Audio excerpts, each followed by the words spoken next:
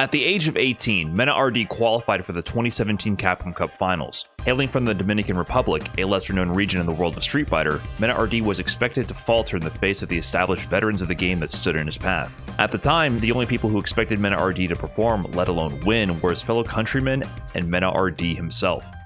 The historic run that followed culminated with a grand final showdown between the young Dominican Birdie player and the reigning EVO champion and legendary fighting game genius Tokido. MenaRD, against all odds, would narrowly avoid defeat in the first set to then reset the bracket and ultimately claim the Capcom Cup title. This unprecedented win catapulted both MenaRD and the Dominican Republic as a whole into the forefront of the minds of the greater Street Fighter community. This newfound success came bundled with a new level of pressure and scrutiny placed on the young player. Because MenaRD is a guy to beat. He is one of the creme de la creme. While MenaRD continued to put up strong results in the following seasons, he was failing to capture the same magic that had earned him his Capcom Cup title, and felt the weight of the negativity projected at him from the online community. And you can see the impact on MenaRD, feeling it as hard as anybody's ever felt a loss. Things would soon, however, change forever. With the support of his team, Bandits, along with his friends, family, and colleagues, MenaRD began to see a light at the end of the tunnel. You just need the right people around you. Nobody can do it alone. It's impossible. Suddenly, MenaRD had captured that same magic he had in 2017, and made history once again in 2023 by winning Capcom Cup 9, the final Capcom Cup for Street Fighter V, and becoming the only person to ever win the cup twice. With the release of Street Fighter VI, MenaRD established himself as one of the most dominant and consistent players in the world. With an EVO Vegas Grand Finals appearance, multiple Premier Top 8 finishes, Street Fighter League USA and World Championships, and the EVO Japan 2024 title under his belt, MenaRD has found the science behind his magic and aims to use it to conquer the competitive circuit. On this episode of Trash Talk, I sit down with MenaRD to discuss his journey from playing at home in the Dominican Republic to dominating on the world stage. In our local community, and we were able to pull 300 players. How he handled the pressure of taking the crown from established players as a new face in the scene. And I saw so much negativity about everything that I did. And it was so personal. Like, I was a terrible person. And his thoughts on the current state of Street Fighter VI, the Pro Tour, and his hopes for the future. If I can win the World Cup doing what I'm doing at home in my boxers, it's not even fun. It's not even fun. I got the money, that I got what I wanted. Please enjoy. So what were you up to? You said you were back in Dominican Republic for a little bit, countryside. You're visiting family or anything? Yeah. What was going on? Yeah, I was visiting my family. I was with my brother. I saw my dad. I saw a lot of people, you know. Nice.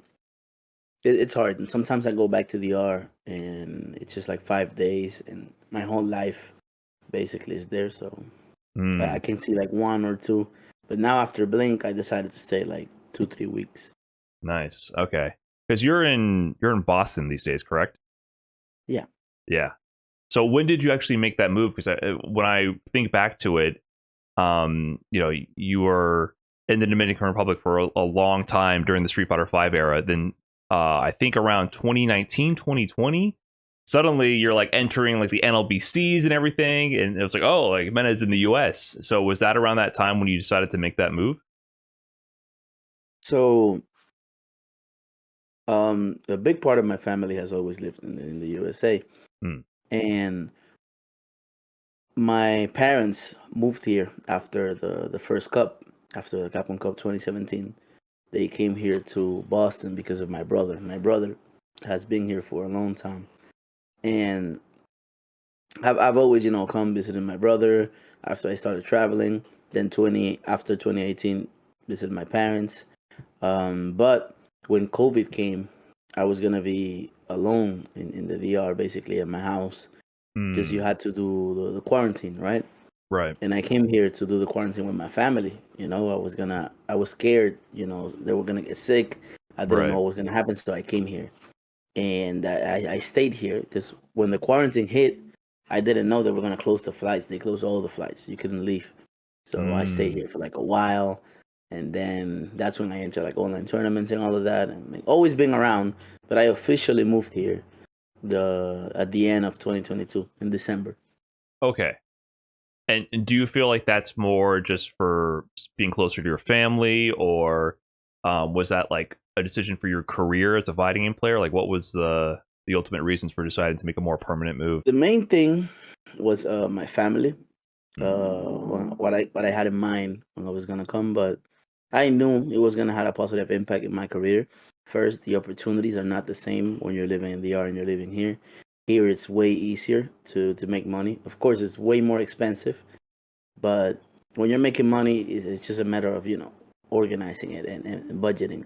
But then I started having a really good moment in my career. Like 2 months after I came, I won the second Capcom Cup, and started doing really good. Street Fighter 6 came out, and I think a lot of that has to do with the peace I have here. In DR, I have so many responsibilities, so many people that I have to look out for, and always doing things. Never get to really sit down on my own. But here, I'm just completely at peace, and I think that influenced a lot on why I have been doing so good and the improvements that I've had. So yeah, I have my family in mind, and on a second thought, I had the game, but the game has been like extremely uh, influenced by this move. So you feel like you've been able to focus more since making this move, and Yeah. that's interesting. You brought up that timeline of 2 months after that you win your second Capcom Cup. Because I preparing for this, I was doing a little bit of research to refresh myself of your journey and during the Street Fighter V era, and there really was an interesting time period post 2017 when you won your first Capcom Cup, where it wasn't like you weren't necessarily looked at as the favorite going into that time period.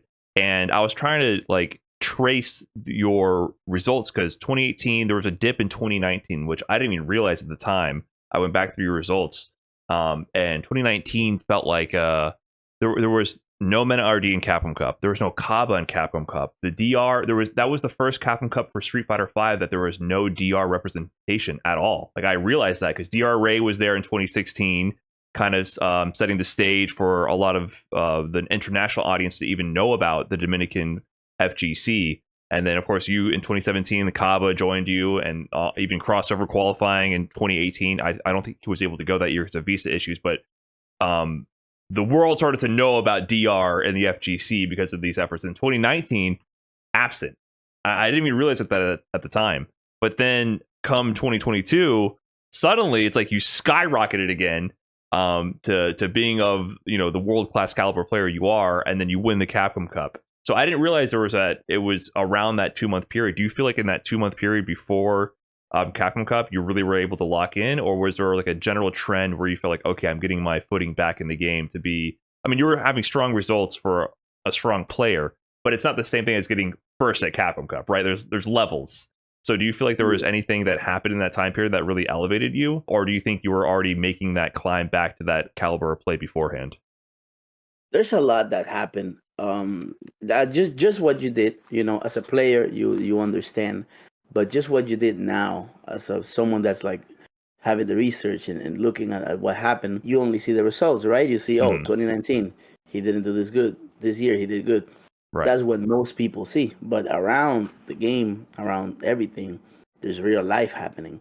So there's a few things. 2019, you're gonna notice, is the first year that I'm a complete free agent.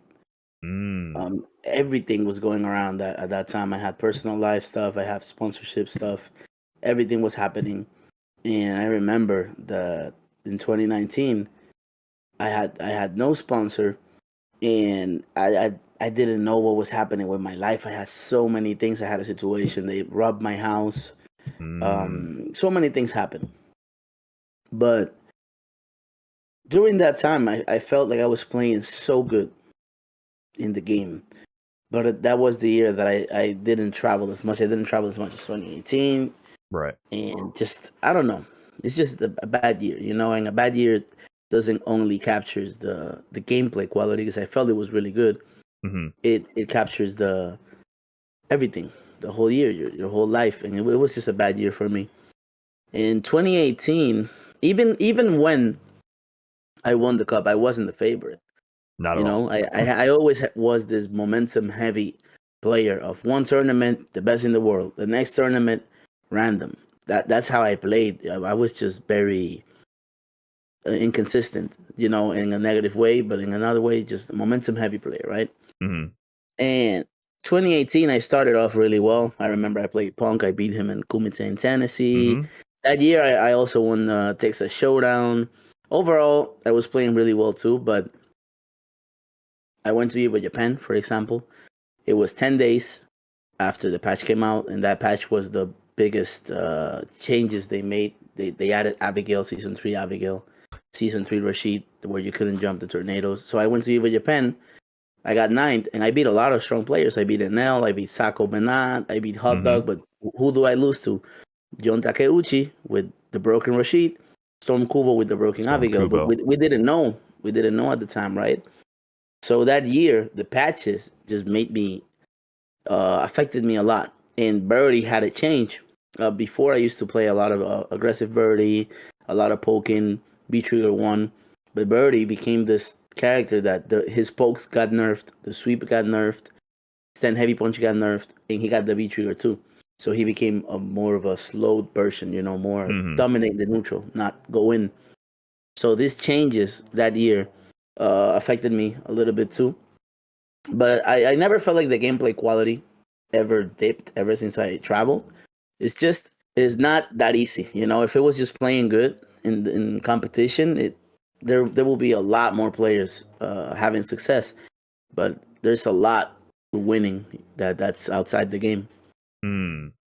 Right. I mean, beyond just what you mentioned right there of the gameplay changes, because you're correct, a huge, like, there was a massive shift between season 2 and season 3, especially with your character, which who knows if that patch was like an emergency patch after Capcom Cup. Big change was like people knew about the tech that you were using to a degree, which was counter hit pushback tech that had been floating around for a while in 2017.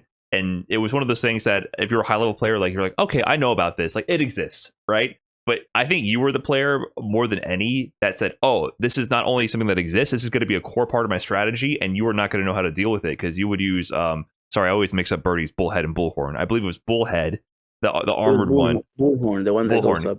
Sorry, those two moves, I always mix up the names. Bullhorn, right? You would use that on Wake Up. If they counter hit you out of it, then the pushback was so extreme that their combo follow-up would always whiff. And that if they try to continue their typical counter hit string, they would whiff, and you would be right there with the counter poke, convert to a knockdown, and then run your set play. And you had a lot of tricks like this that at the world stage, people just weren't ready for. They did not understand it. And so a big part of that strategy was eliminated. And then, I was going through your results also. Season 3 comes, Abigail's busted. Storm Kubo is a thorn in your side this season. I was digging through these old results. I was like, wow, Storm Kubo came up a lot. Not you, but that, Punk. Evo, that Evo run, I got 9th, and I beat so many strong players. But who do I lose? I lost to the Cool Kid. Yeah, your Cool Kid was in there. Yeah, Abigail was a thorn in a lot of people's side that season, including Punk too. I was going back to it, and I was like, what happened to Capcom Cup 2018? Oh, that's right, Storm Kubo.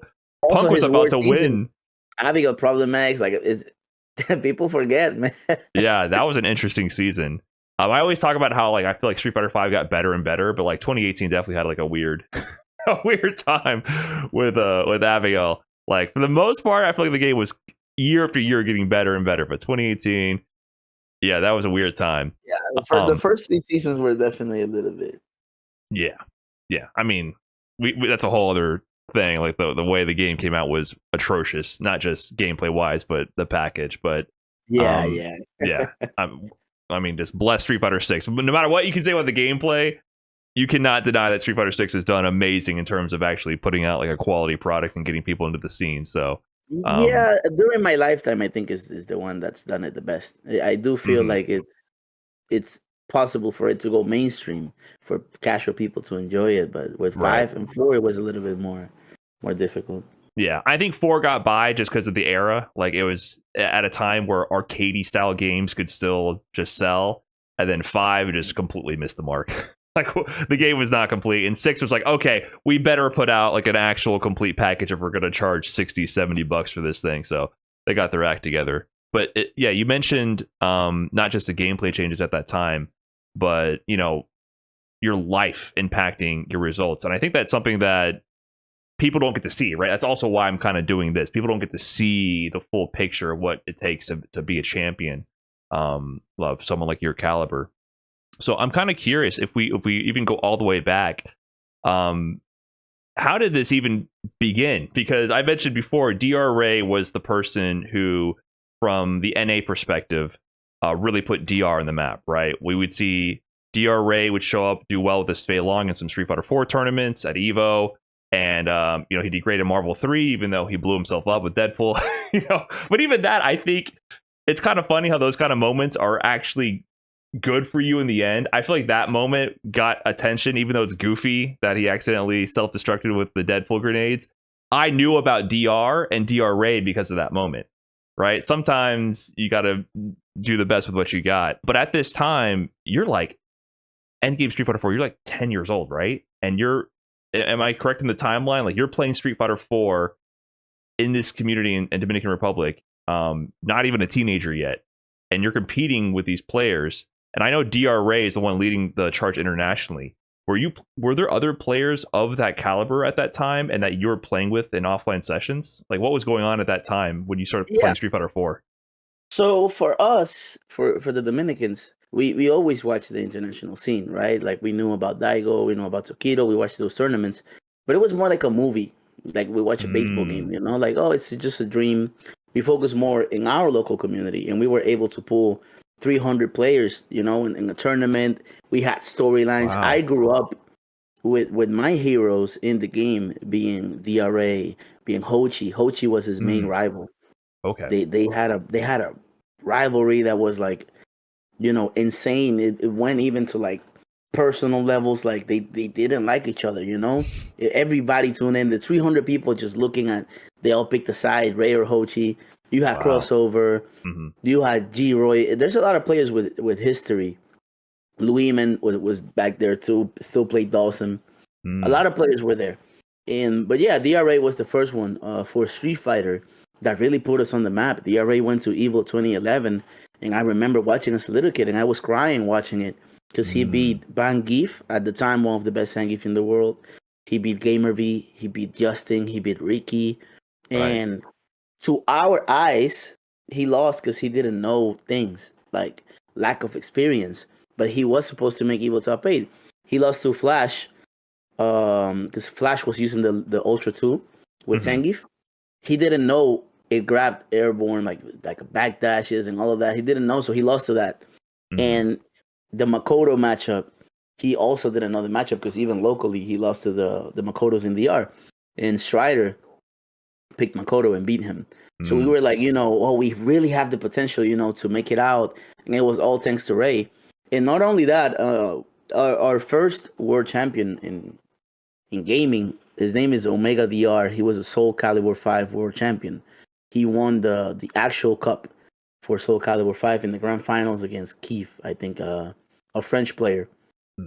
And we also had DR Gross, made top 8 at Evo and Mortal Kombat. Right. We had a lot of people that came before me, and a lot of history even before Ray. We had a lot, man. DR has a very history-rich community, and there's a lot, But the main influences that I had wasn't even in the international FGC. These people, I watched them as a fan, but the history in DR was enough to motivate me for life. I saw so many great players and things that happen, especially when you take into account the background that a lot of these players had. A lot of these players were from the streets.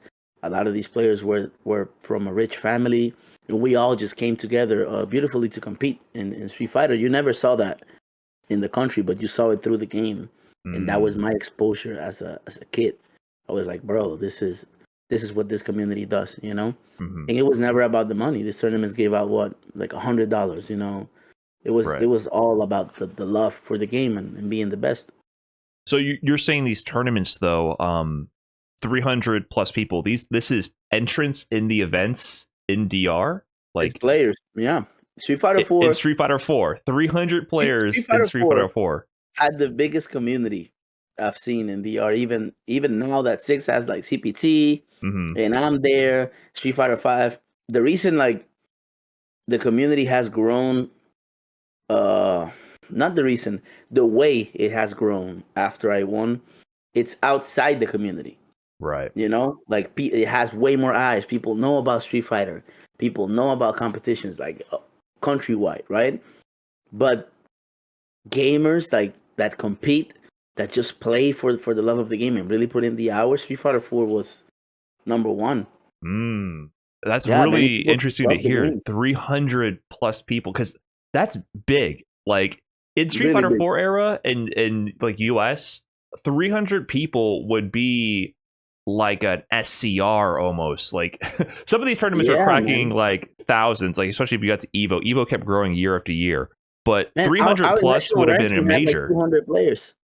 Which tournament, sorry? Our national ranking had like 200 players. Wow. Yeah, it was the Fighting Fest was the biggest one. Right. Yeah. No, that's really surprising to hear that at that level, in DR itself, there's that many players, because that would be really hard to pull together in the US. I mean, there was a lot of successful tournament series, but if you had 300 plus players, that was like, if you won that, you won a major, right? That was the title it was labeled on. Even though now in Street Fighter 6 with like the online era, I feel like we don't appreciate how many people 300 is sometimes. Like, TNS every week is 300 players, right? Like, and it's every single week, so you can get desensitized to that. But this is an era where you have to meet up offline. You have to come together in person, and to get that many people in DR itself to compete, that's incredible. I didn't realize there was that many people, even though it makes sense looking at, because you see like DRA and you see the caliber of players that I think Street Fighter 5 helped shine a bigger light on the community, and you could really see how strong the community was. And I got to see firsthand when I got to go in 2019. Everyone is so good. Like DR had the most. When I visited in 2019, I was not that surprised, but still a little bit surprised that I played so many people there. I believe it was Game Over in 2019 when it was a premiere. I got to visit, and you double Jeopardy me, by the way. Thank you for that. I remember. I'm sorry, man. You did what you had to do. they're pretty good games. I think it was 2-1 each time, but I was like, man, he went to losers. I got to play Mena again. You did your thing. But I remember I got to play a ton of casuals, and every player that sat down to play, I knew some of them. Some of them I was like asking their tag to see if I recognized them, their tag versus their face. And some of them I knew. And the players I didn't know, they were still like, I was sweating, dude. Like, they were so good. Some guys would sit down, and I remember one dude was like on his phone talking, like not even paying attention to me, and then beating my ass with the Kuma. And I'm like, brother, I need you to at least pretend to be trying right now while you beat me. Like, I had no idea who this guy was, and he was just giving me such a hard time. And I was like, wow, like the level of play here, even in this time in 2019, for players that never have traveled. And I paid attention to the scene every day, and I had no idea who they were, and they were that good. And it helped elevate the understanding to another level of how strong and how dedicated this region and community is. Well, it's a matter of, a lot of people would say, oh, it's the game, Street Fighter 5, it makes it easy. No. Look, at the highest level, we can be playing rock, paper, scissors straight up. If there's a high level community, you're not gonna win just because it's not gonna happen. These people do this every day. It's always a matter of lack of opportunity and lack of resources, and that's what the CPT did when Street Fighter 5 came around. That changed everything. It started taking into account Latin America, right? Now it has Africa. And a lot of people, but this guy is always gonna qualify, and he's not as good. But it's not a matter of how good he is. It's a matter of having the opportunity for this region, you know? But, bro, Street Fighter 4, I remember P.L. Balrog came out. P.L. Balrog was one of the best players in the world, the best Balrog in the world. And he played the Dominican players. And it was like he lost to a lot of them. And he always spread the word like, yo, they are mad good. It's not a matter of, we were destroying him. No. He beat also a lot of them. The playing field was mad even, with Ray, with Hochi, with a lot of the players here. But what I'm trying to say is the level of play was really high, and that's how you get players like Mono also coming out, is because we fight each other so much, and you get players from DR that just don't have the opportunity. When Game Over happened, I remember Kawano came here with Colin. He lost to Luiman. A lot of people, he's random, this and that. Look at Luiman. Now people know him more. He's always been a great Dawson. Always, yeah. Mago came out to Game Over and lost to a Bison named Big One. Big One doesn't even play anymore, but sadly that happens because there's the lack of opportunity. But he also was a great player, Like, the CPT is doing that very well, giving out those opportunities. We have to balance it. But that's the main reason why you start seeing like new names is because the platform allows it. And I think that's the case with our community. Right. It's interesting you brought up South Africa too, because you know, when CPT started highlighting that region more, you even saw it with Red Bull Kumite in South Africa. Tokido shows up, and you know the talk is always, oh, these players would never stand a chance if X, Y, or Z player from Japan showed up. Well, Tokido showed up, and who beat him in a 1-to-5? Ja BM, like the guy from South Africa, like the main representative in his home country on his home turf. And I feel like that moment was so big, not just for like South Africa, but I feel like the world, to be like, hey, like, and your success story as well, and like any other region where that doesn't originally have that representation or has a light shined on them. It's like, hey, your guys are just not good amongst each other. Like, you really do stand a shot at taking down the best players in the world. But I think it requires sort of that in-person touch, and that's why I really appreciate like the Red Bull Kumite with Javi and Tokido, and then like you with Capcom Cup and all that. And you mentioned opportunities. I've come under a lot of flack recently for my criticism of the CPT format, because I am a little bit concerned about how we are distributing these opportunities to the world, because I've criticized how most of it's online now. And part of that is because they've distributed a lot of places to qualify via the World Warrior program, which I think is an amazing thing to give opportunities to all these regions that wouldn't have CPT formats. However, my concern I bring up, and I wonder what you think about this as someone who's kind of made it from a region that didn't really have these opportunities originally. My concern is when you build up the players in their own region online, the audience doesn't get the opportunity to learn about the players themselves and the history, because first of all, people don't tend to watch these online tournaments, right? They're not engaging. There's no humanity behind it, because you can't see the players, you can't see the passion, you can't see the hype. And two, they don't get to gauge them against players that they have established and know where they are. Like, oh, when Tokido went to South Africa and lost to Ja BM, I know Tokido is godlike, therefore Ja BM is godlike, right? When you went to Capcom Cup and you beat Tokido, same thing. It's like, well, you know, MenaRD must be godlike. He beat all these godlike players. I cannot deny this, right? So I feel like there's an issue with that right now, where we're not building up these players before they get into Capcom Cup for people to know about them.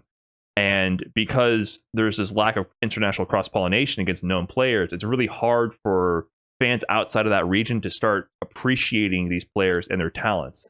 And when they get to Capcom Cup, even if they have a stacked group or whatever, it's one tournament. And if they don't perform, people go, oh, I knew it. They weren't good to begin with, which is unfair and not true. And I have concerns about this format doing that. So I was wondering how you feel about how the format has shifted mostly online versus these offline opportunities, because it is difficult to impossible for some of these players to get to these events. But I'm hoping we can find a better way to build up these players, maybe put more offline tournaments in their regions to, you know, make it so that we can build the players up, give them opportunities, and build rapport and respect with the audience. So I'm wondering if you have any thoughts about that. Yeah, well, right now, Brian, being honest, I'm fed up. You're fed up. All of us, we're tired, because it's another extreme. You know, right now, it's just mainly online. And the reason is that we have to understand a pandemic happened, right? And they never made the shift. But right now, it's not good at all. Like I can say it.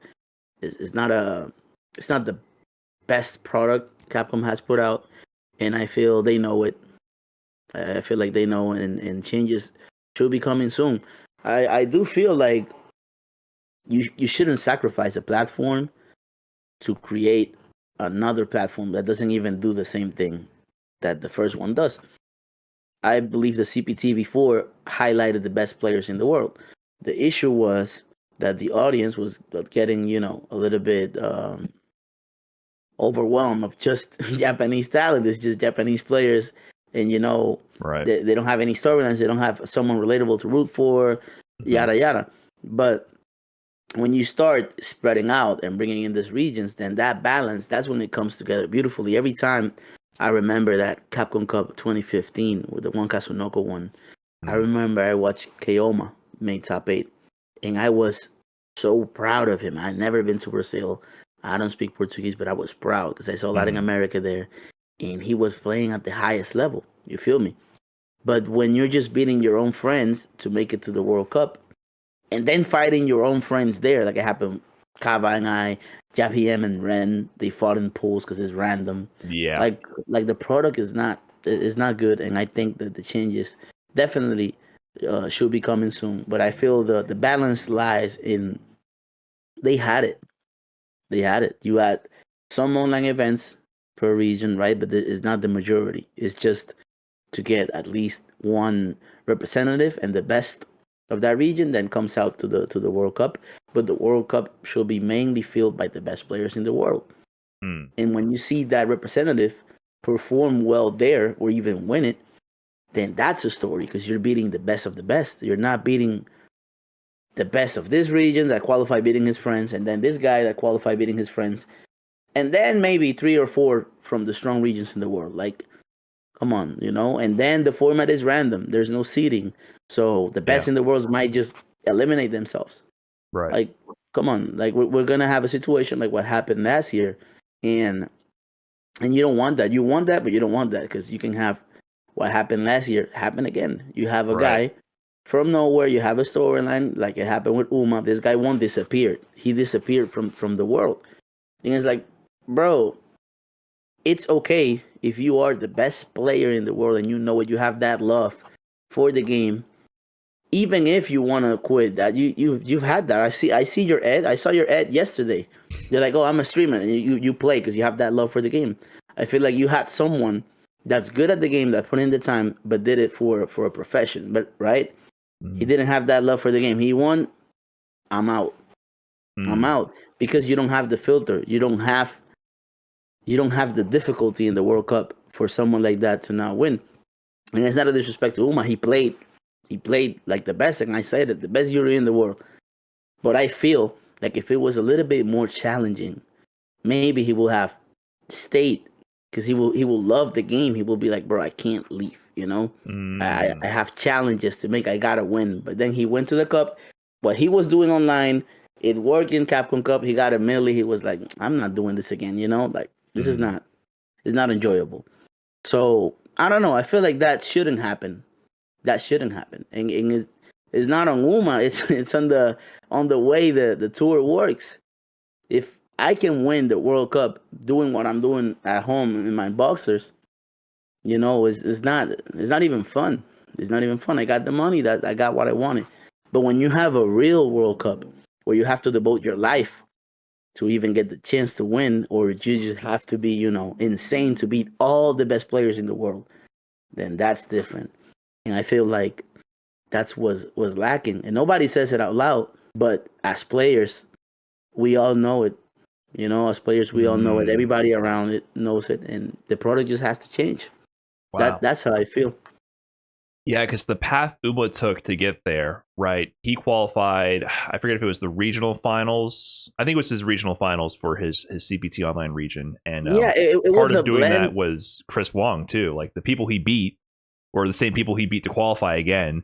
So he almost went through the established path where he knew he could already win. He didn't have, his groups were still new players, but he wasn't facing the players throughout the season that had established themselves as the best in the world to climb the ladder. Like, I'm taking out number 7, 6, 5, 4, 3, 2, 1, and then getting the cup, right? He took out a few strong players and then the people he already knew he could beat to win. So I can see how that wouldn't culminate to this feeling of triumph at the end. Where's the fun? If I know that I'm going to have to do this 5 seasons all over again, I'm going to play at my house and I'm going to play right now in East Coast, Punk, Do, Ivan, Boost, right? I go to the cup, I beat them again. Punk, Do, Ivan, Boost. I get $1 million. Do you think I want to do that for 5 years? I'm out. Yeah, but get the money and retire. Put the challenge in along with the money, then that's a lifestyle. But if it's just money, I can do something else. I have $1 million, I'm gonna invest it, and I'm gonna do something I enjoy. Right. You know. But if you put in the challenge to what Street Fighter really means, then that's not gonna happen. It's not gonna happen again. I guarantee it. But it wasn't there, and that's all. That's what he did. He knew Chris Wong. He beat Lesha. Went to the cup. He had a group of players, you know, even though the players are very good, he had Safe, Rain Pro, and a lot of players there. It was one of the easiest groups. You know, I'm not gonna lie, it was one of the easiest groups because a lot of the groups were just impossible. So he wins this group barely, because I think he lost to Rain Pro, and he had the same record as Safe. But the he lost to game Safe. differential. Safe was the only person who Safe, beat Uma right? in that Capcom Cup. He lost to Safe, Yeah. but the game differential It was a game differential was why he got out in It winners. took priority over head-to-head. That's what happened, right? Right.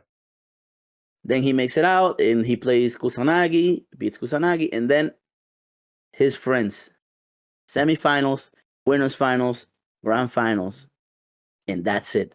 Right. That's the world champion. So it's like, bro, yeah, Uma was very good. Uma was amazing, actually, the best jury in the world.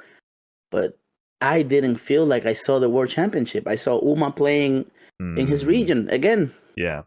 And it's not just him playing in the region. It was him playing the players that he had beaten and already to the spectators. The pecking order was established already, right? Yeah, if he had so done it the was a same little thing, different. but at least he beat, you know, the main suspects. Kakaru wasn't even in the cup. Suffered from a strong region. Punk wasn't even in the cup. Same thing. Angry Bird, toughest pool in the competition. You feel me? Like, bro, if he had gone through that path, it's fun. At least it's challenging, but that wasn't there, and it's the consequence of not balancing the tour, I think. Yeah, there's a lack of building of a narrative, really. And it's funny, when I talked about all these problems, I get a lot of, I do it on YouTube and social media because I try to spread awareness about this. I get a lot of comments from people who aren't as versed in competition and don't even understand like the concept of seeding. And I can't always repeat the same message. I always say watch like Corey's video on why seeding is important, right? So they're like, oh, you want top players to have a free path. And it's like, no, that's not what you want. You don't want the number one and number two player eliminating each other round one. And then on the other side of the bracket, number one beats number two, gets to the top. And then the other side of the bracket, you have players ranked 100 through 80. So the 80th best player makes it to the top to fight the number one ranked player. And then it's a wash, right? There's a reason why we do seeding and structure of our brackets, because we want a rising culmination of action to a climax at the grand finale, so that you care, right? And then that way also placings 1 through 8 through whatever, every placing has meaning, because it's like, okay, you climbed this far up the ladder and this placing has meaning. Not actually, oh, you got 5th, but really the best player or the second best player got 34th. So even though you got 5th, we don't really respect you as much as the player who got 34th or 32nd, whatever. And it's like, that kind of sucks, right? Like, I feel like that sucks for everyone involved, because you have the lack of engagement from the audience, and then you have, I think in your heart, maybe, I can't say for sure because I'm not one of those players, but I feel like in your heart you might also feel like, yeah, I secured this position and I got a lot of money, but did I really accomplish that challenge that I set out for? And even at my level, which is infinitely lower than this, I know, like, I've won some tournaments, I'm like, okay, great, cool. But if I didn't beat like that guy that had challenged me in the past, or if I beat players who I expected to win versus, it doesn't hit the same, even if I got a couple $1,000, whatever. Sometimes I'll get 5th in a random tournament, make no money, but I beat X, Y, and Z. And I know for me, I was like, I overcame a challenge, and that means something, right? To me, it means something. So I think we're lacking that in the format. Not only to you, to the fan too, because I remember your run in LCQ 2017 that you got 3rd. I was surprised. I was like, bro, how did an American player with this stacked bracket make it there? And I watched your videos. I was like, oh, he did this with Balrog. He did that. He's different to Smoke in this way. But bro, if you got 3rd in the Midwest, right? I was like, okay, he got 3rd in the Midwest. That's his region. He knows the players. But then I go to the Cup and I see the same thing: Brian F versus Jack, part 70. Like, it's just the product is not the same. I want to see. I want to see the best of the best. Absolutely. Fight each other from different regions, and it's just what it is. And then when you add the prize pot distribution, and then you add the lack of consistency being rewarded in the tour, like, it's a blend that we don't want to see, that because it's gonna kill the competitive side of the game that we all love. But I think they know that, and I think it's gonna change for sure. It has to change. Yeah, I agree. There's a lot of problems, including like siphoning off the best players because, for example, this year you qualified early. Or you qualified in the second possible event, Evo, and then there was Cream City Convergence. You win that. Compare that to last year where you are struggling for the entire year after performing the most consistent performance out of anyone on the planet. You get second at Evo, and then you're going to all there's CPT Singapore, CPT France, and you're getting like top 5, second place again, and then every event in between that's non-CPT, you're there putting up big numbers or winning. And then finally the regional finals, you get into that. And even qualifying for the regional finals, I remember you had been sacrificing opportunities because you chose to go to offline events. There's only 5 World Warrior events, and you're in a super stacked region with players like Punk, you, IDOM, NuckleDo, and then this next season they added Boost and Safe to the mix to make it harder out of US East. But you sacrificed opportunities to get those points to secure a spot in that qualifier to pursue the offline events. So even you getting into the regional finals was a little like, whoa, like, wait a minute, like he almost didn't make it in winners for the regional finals. And then you finally qualify through that at the end of the season. And while I felt your pain because you were so consistent, and in a tour format, you would have been like probably number 1 ranked in the leaderboard. Like I crunched some numbers, made up a theoretical leaderboard. Like you, Angry Bird, and Kakaroo would have been above and beyond the rest of the pack in terms of like theoretical points, right? If this was a 2019 style tour. But at the same time, now that I look at it now, I got to see you compete for a whole year. Whereas this time you qualified in the beginning and that's it. You don't go to any more CPT premieres. I mean, you went to Blink Respawn to represent your home country, home region represent. But the format literally incentivizes the best players to get their ticket and then step back. Is that a pro tour? It's like, yeah. There's no tour. Punk doesn't go to tournaments. You don't go to tournaments now. Or that's to the same degree, I should say, because why would you, right? Yeah, and it's not a matter of, I don't feel like it's bashing. It's, this tour sucks and this and that. And no, it's a matter of the product is not good as spectators and as players. You're trying to prioritize both, and both are suffering. So let's balance it better, or let's focus on one and see how it works. But at the end of the day, things are not good as they are right now, and let's work on a better product. And what we can help with on your side as a player and a content creator, on my side as a player and an ambassador of the Latin community. Bro, I'm down to help to make it better for anything. But it's not good right now, and I know that they know it, so it's bound to change, and hopefully it changes for the better, Yeah, I hope so too. I definitely have concerns about engagement from the audience, and like I mentioned before, like the respect for the players who do qualify via the online World Warriors. They're amazing players, and they have a lot to show for it, but the opportunities need to include like the human's face. Like we need to see these regions with their passion. Like if you can have an event in that region somehow, I know I'm asking for a lot, right? Just throw an event for the region. It can't just be done. Just wave your hand and it happens, right?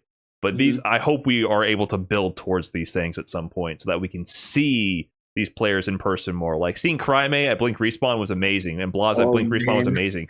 They qualified, Blaz qualified for Capcom Cup, and watching his gameplay, I was like, this kid is ridiculous. And he's 15 years old, and Crime 13 years old, and doing a deep run at Blink Respawn. And it was so good to see them in person.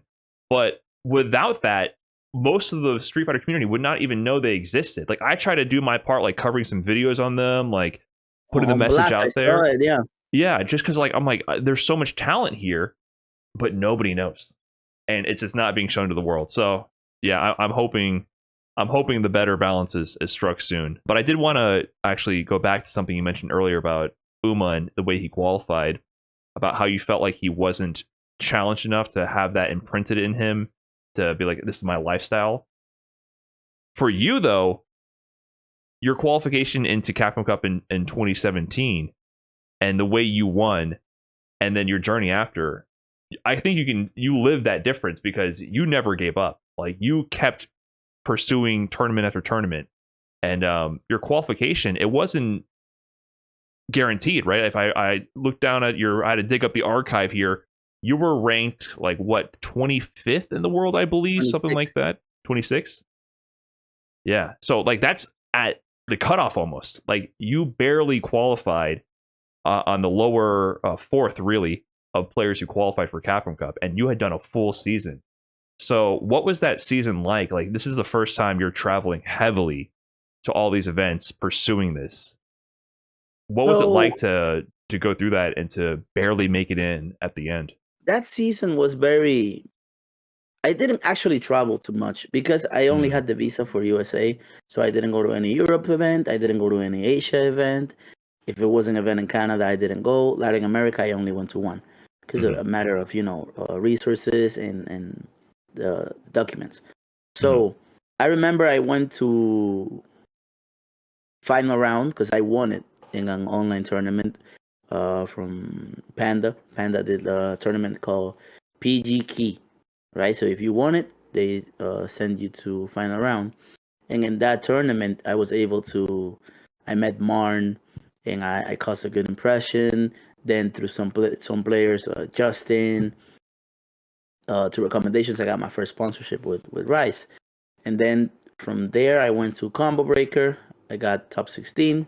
Then I went to CEO. I got 9. Then I went to Evo. It's Evo. I got killed by a Korean Akuma sandbag. But there I also went to Colombia. I got second.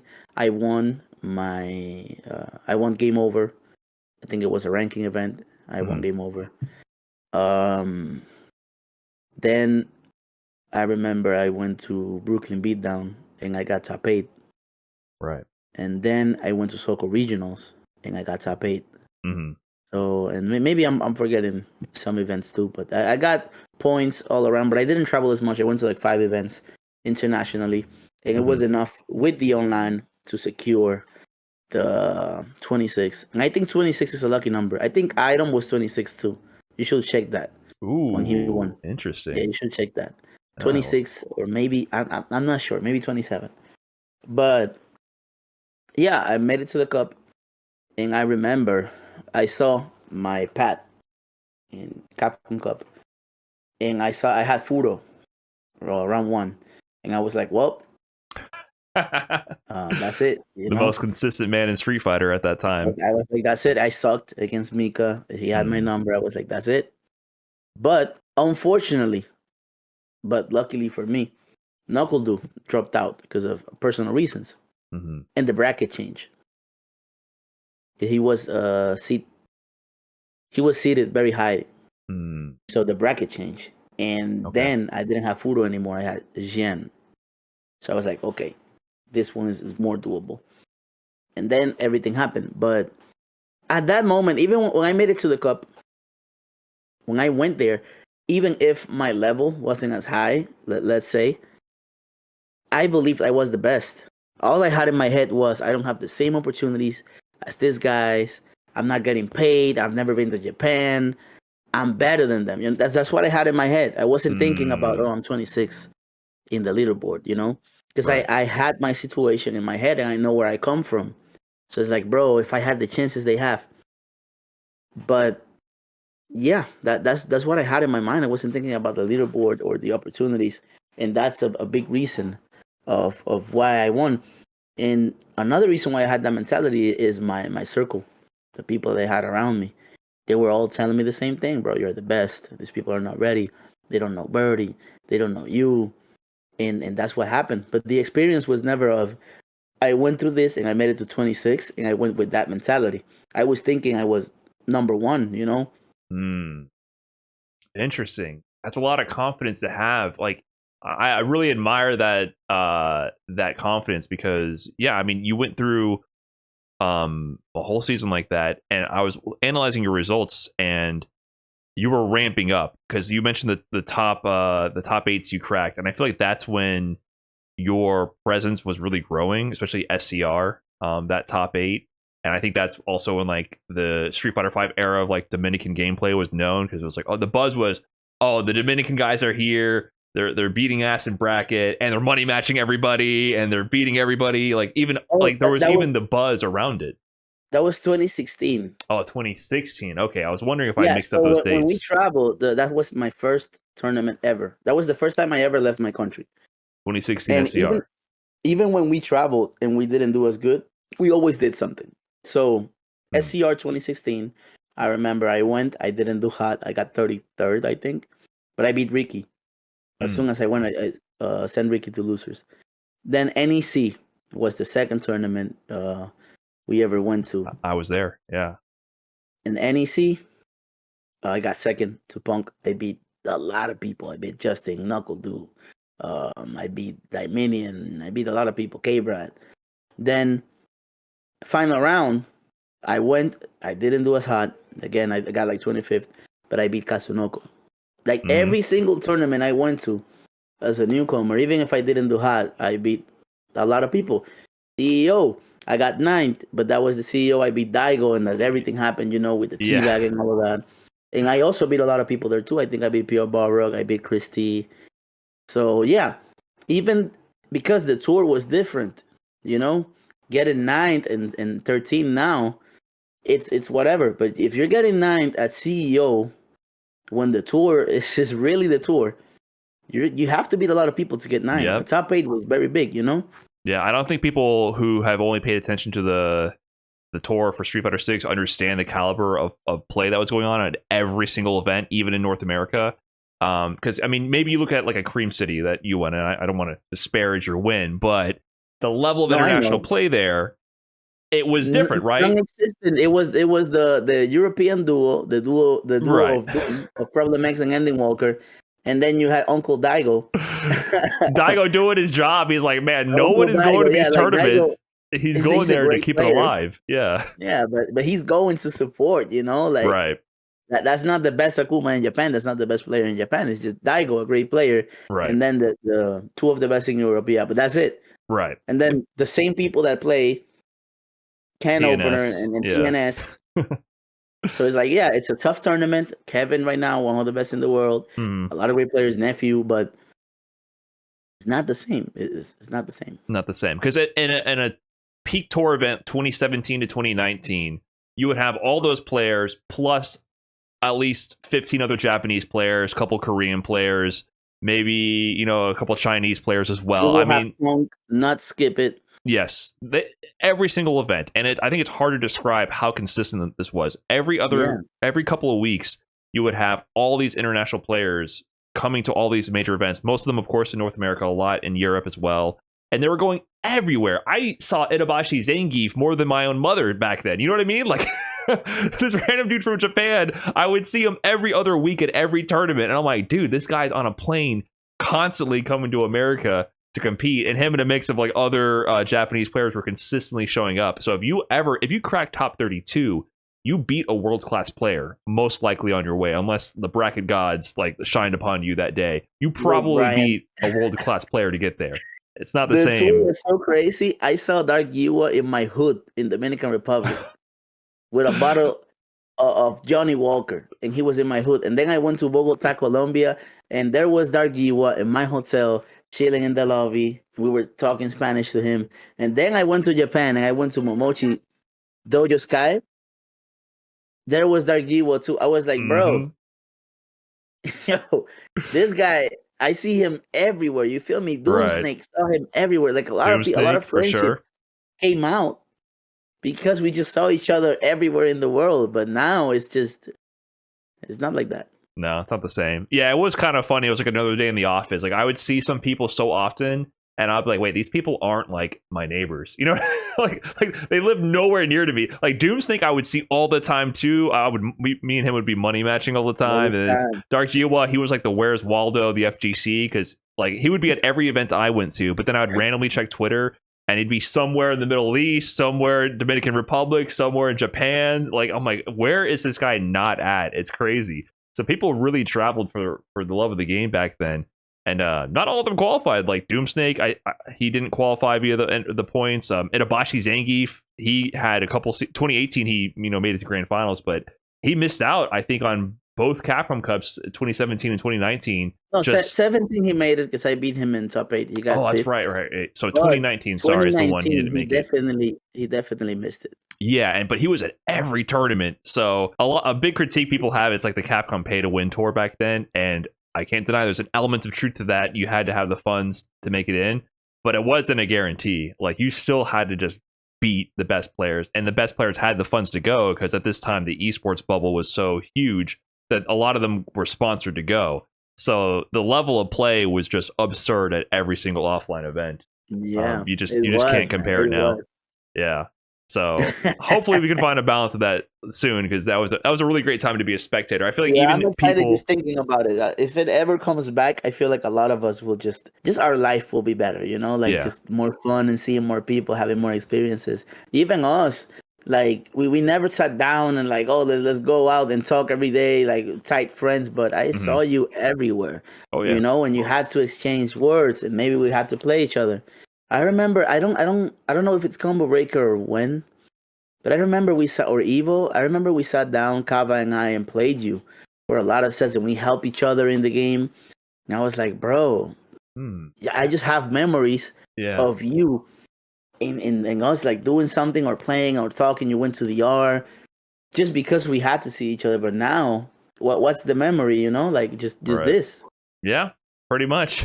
Yeah, it's very rare to see people. I mean, I'm being more of a hermit myself these days, so there's also that. But in general, there's not that incentive to go, because at that time there was, you can almost call it a consolation prize, because like it's so top heavy now that if you don't think you're going to win, why go?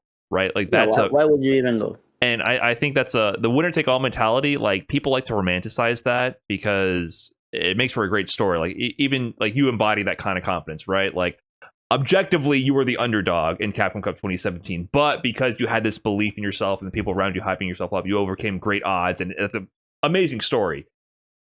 And people love that. But then if you zoom out to the reality of if every event is always like that, eventually people who aren't as confident are going to start falling off, and most people aren't that confident. Most people are more pragmatic and realistic, and they'll go, hey, I only have X amount of money. If I'm not going to win, I am wasting my money going, right? There's a reality there. So hopefully we find a better balance. Definitely really fun times. I'm waiting for it. I'm waiting for it. I'm waiting for it. I know they're going to change this. I know they know. Even if the million is gone and they spread it out better, I don't care, man. I just want the tour to be back. I want the tour to be better as a player and as a fan too, Yeah. I think as a fan, that's a big one, because even though I went to all those events back then, I was just really, at the end of the day, like a mega fan, and just being able to watch all this and see the points and how they stacked up over time. Like, oh, X, Y, or Z player did this, so they jumped here in the rankings. Like, it made every event culminate to this end goal, and you really felt the storyline build up over the end of a season. And you had a horse in every race, like every tournament you cared about. You were there or not, you're a player or not, like you're a fan of this player or that player. Every event mattered because it all intertwined into this leaderboard. Yeah, sorry, we're like old men here. We're reminiscing about the good times. It was a lot of fun. It really was a lot of fun back then. I really enjoyed it. No matter what you could say about Street Fighter V. I know a lot of people didn't enjoy the game, but I think the tour carried Street Fighter V at that time. People loved the product of the Capcom Pro Tour, so we'll see. But I did want to get back a little bit to your history at this time, leading up to that Capcom Cup win, because you even brought up like a lot of your big wins along the way. And it's funny how Marn helped you get the Rise sponsorship. You beat him, I think, at your first sponsored event. Did I get that history right? Combo Breaker. Yeah, I challenged him. I used to money match a lot. And I challenged him. I told him, I'm going to beat you 5 games to no rounds. And if I do, you got to sponsor me. He was like, hey, no way. Because Martin was an actual player. He was a demon back then in Street Fighter V, especially. Yeah. Yeah. So you win that match. You get the sponsorship. Then Combo Breaker, you get top 16. According to Start GG, you actually beat him on your way to that. So he sponsored you, flew you out. He's still pretty heavily competing at this time. And then the first time he sponsors you beat him like early on in pool. So that's karma right there. But then CEO, yeah, you had another like breakout moment because you played Daigo, and Daigo, he's the guy. He's Daigo. You pick Laura, and you beat Daigo, and then you did your best punk impersonation, and there was a little bit of teabagging going on, and that definitely caused a stir in the community because, like, you're young, you're not really established at this point, and you're in the eyes of many disrespecting a legend of the game. That got a lot of people into it. Do you look back at that and have any feelings about that moment, and what were you thinking at that time? I'm kind of curious how that came to be. I just feel like I have two ways of seeing it, and one is definitely, I was young, but it's still, as a competitor, when I'm playing, I'm very disrespectful. You can feel it in the game. You can feel it even the way. Kava told me something I never noticed. When I play, I look at people. I never noticed that until one day he told me, like, yo, you do that. Like, you're playing and you look at people and you look at me. And so that's one, it's a competition at the end of the day, right? But I do feel like, it's Daigo. Daigo is not, it's unnecessary, right? It's just something that, some crazy stuff, right? But the second thing is that I the way I see it, I think the community was too harsh, man. I was 17, just new on the scene, and I feel like it got personal real quick, and then it never let that go. People still hang on to that, to call me names, talk about my body, talk about my family. People even wish death on my family. My mom dies. I was like, bro, what the. That was a lot. Like, now Right. I see it. I understand the online community. I understand all of that. But as a kid, it really, it got to me at some point. I was like, bro, why do people hate me so much? And I took it personal. So I felt like it was just too harsh. I feel like, to someone that's new to the community, doing a taunt in game, yeah, like, oh, it's disrespectful to the game. Like, what the fuck, this game, whatever. But it shouldn't get personal, So when it got too personal, I was like, it's not, the way I see it now, it's a little bit ridiculous to take it that far because of a game. But yeah, it's like, it was a little bit too much. It's Daigo. There's no reason to taunt him, and disrespect Daigo. He's not a player that does shenanigans Right. outside the game. But then when you look back at what Punko did at Evo 2011, that was way more disrespectful. This guy took his shirt and threw it and did all of that. Nobody said anything. It's just in game. It's kind of the same thing. It's just because the generation is different, because basically I hadn't earned it to do that, right? But if it's something so small as you have to prove yourself before you do something like that, it shouldn't have been as personal, It shouldn't go to me personally as a person outside of the game, and critique everything, my country, my people, everything, just because I did that. Right. But at the end of the day, people don't see it like that. Oh, it doesn't affect much and this and that. It does affect. It does affect, because that ill will people had towards me, it translates to a lot. I remember I had a situation in Soco Regionals 2018. There was a misunderstanding in 2018 with that happened with Goichi. I remember Kava was screaming. Kava used to scream a lot back in the day, especially in offline matches. And Capcom told him, like, yo, if it's on stream, it's okay, but offline, some people, they don't like that, so you can't do that. But I remember Kava did that, right? Kava was screaming. I was never screaming. But then right after the match, they make an interview. I see a lot of people talking about bans, talking about, canceling Kava forever. And I was defending my friend. Right. And people took that towards me. They were like, oh, you suck. How can you do that? I was just defending my friend. But because of the ill will that carried from the Daigo thing, people were already like predisposed. They were like already like, oh, this the same kid, So it's like, it seems like lighthearted, like a game, trolling and this and that, but it does carry over. And we're talking about my career. Had that turned into something bigger, my family's life, my life will be different. So it seems like a game, but it's not. Right. So I feel like people should think about that before they go so hard on hating someone and talking bad about them. Right. And that's why I mind a lot of what I say too. Like, it's not. I don't think about, oh, I'm gonna be critiqued, but I think a lot about when I critique someone publicly. You know? Yeah, I look back at that time because I remember witnessing a lot of this and just thinking how unfair it was because you were so young at the time. And even I would look back to that moment with Daigo and I would be like, yeah, I wouldn't have done that, you know, like, but at the end of the day, it's a video game, it's competition, and you're young, brash, eager, hungry. You know, to me, all of that is part of the context of those kind of moments. You didn't get up and like slap him. You know what I mean? Like there was no actual transgression. Scolding, yeah. Right. Scolding. But I think the context here, I want to set that stage for people who might not know, especially like Street Fighter 6 fans. At this time, you mentioned exactly the comparison with like Punko, right? Punko, Evo 2011. Daigo is the 2-time Capcom Cup champion. He beats Daigo, takes his shirt off, pops up, chugs the Red Bull, all that, everything. It's all theatrics, and it's a revered moment to this day, not just because of the Evo stage and everything, but it's also like, okay, they made top 8. It's this big event.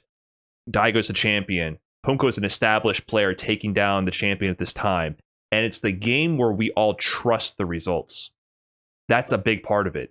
The transition from 4 to 5, and this is something that I went through personally, because 2017 is when I first started traveling and having some kind of success and notoriety, and I could see this firsthand to a smaller degree. It's like, oh, you start having success in this game, people do not believe you earned any part of it. There's this pervasive attitude that if you weren't already winning in Street Fighter 4, any success you had in Street Fighter 5 was because the game is dumb, game bad, game this, whatever. And we see it every generation now. Now that I've been older, you can see it more from 4 to 5, 5 to 6, right?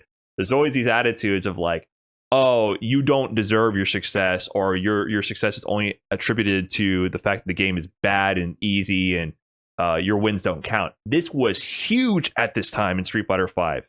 Huge. Season 1, it wasn't even that big because we're still kind of figuring things out, and people are like, oh, I don't know yet. Like maybe some people were discrediting the game in success then, but come season 2, I feel like the attitude came to like a head, right? Like that was like the biggest amount of like, this game is bad, and people are winning over established Street Fighter 4 players because the game is bad.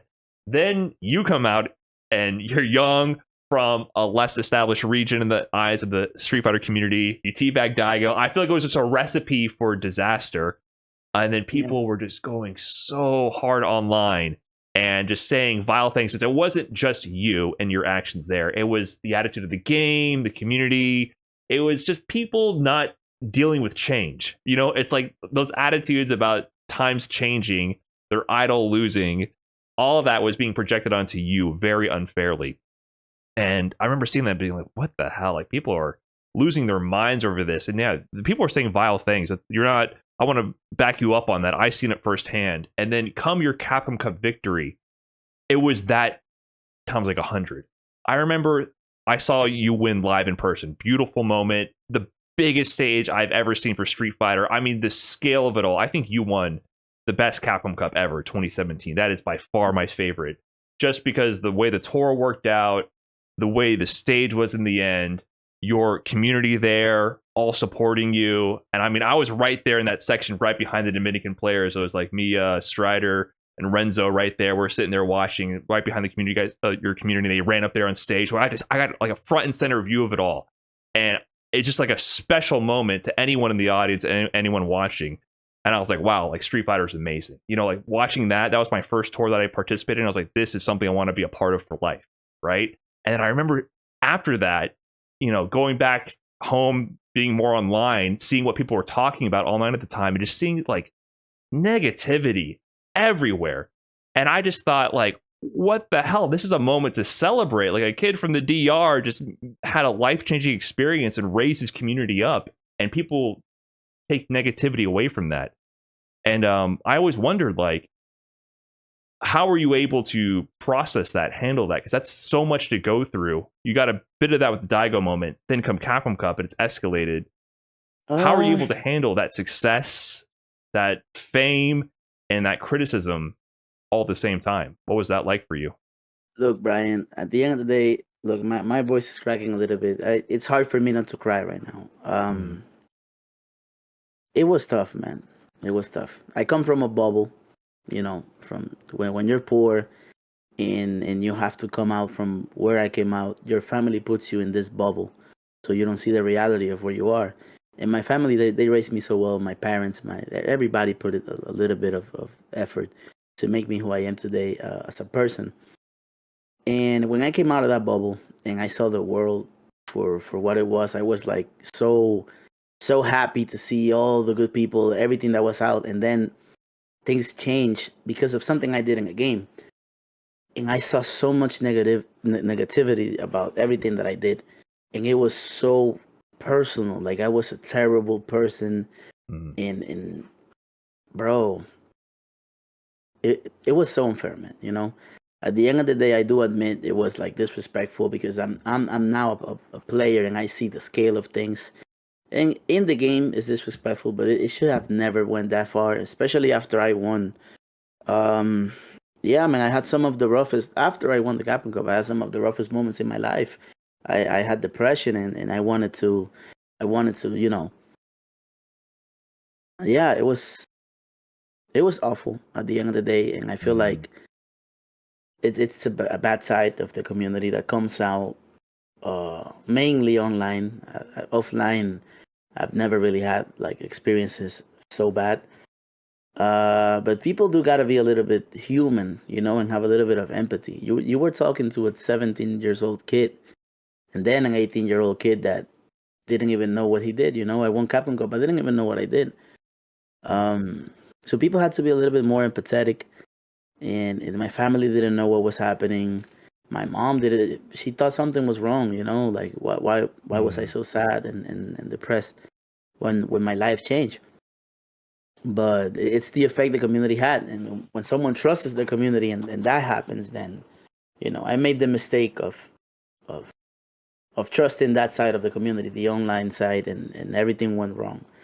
But at the end of the day, man, it all turned out all right. um I grew up, I matured, I knew these people are not they're not friends. They're just people. They have an idea of what you are, and they choose to believe in that, and that's it. You can't change their mind. They see what they see and they believe in that, and it is what it is. But yeah, going through that process was very rough, man. It was very rough, and if any of the new players is going through that, I'm always available to talk, to give advice, so they don't go through those awful feelings. But yeah, it's part of it. It's part of it, and we have to learn how to deal with that, how to deal with criticism, and how to deal with what people say, and the importance that we give to what people say. Like we need to learn how to balance that as we grow up. That's very true. Yeah, and it was I think it was a tough time for a lot of players at that time, and I think, of course, come Street Fighter 6, for a lot of players, they go through something similar. I think you unfortunately had to go through the biggest extreme of it all, right? So how it can be at the very extremes, but I think it's relatable to anyone because, like I said, I I got a top 8 at Combo Breaker. I beat Sako. I had been playing Street Fighter 4 for years. I was like, oh, I finally made a premier top 8. I'm on a big stage. I can look back and see the crowd I never thought I would actually get here.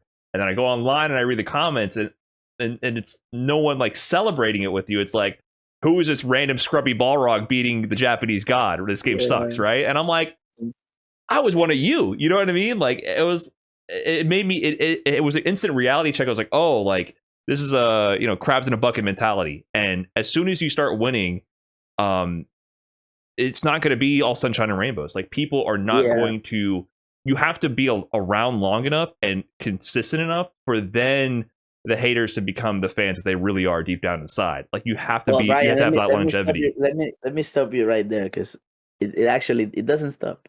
Even when you establish yourself, it's That's just you true. don't That's notice it. true. You don't notice it, but you see a lot of players like Justin, maybe the face of the FGC, and it doesn't stop. The criticism is still there for him. It's still there for me right now. It's still there. Right. It doesn't stop. As soon as you come out, as you said, crab in a bucket mentality, then you're no longer one of us. We no longer relate to you. You have success, and we don't have that. So, you know, you suck. And Right. it's always like that. It's always like that, and it's something that you have to learn to accept. But I don't think it stops. That's true. That's true. I think you can learn to focus on the right things, because it always happens. If you're out and you're public, people are going to hate on you. I mean, it's how it is.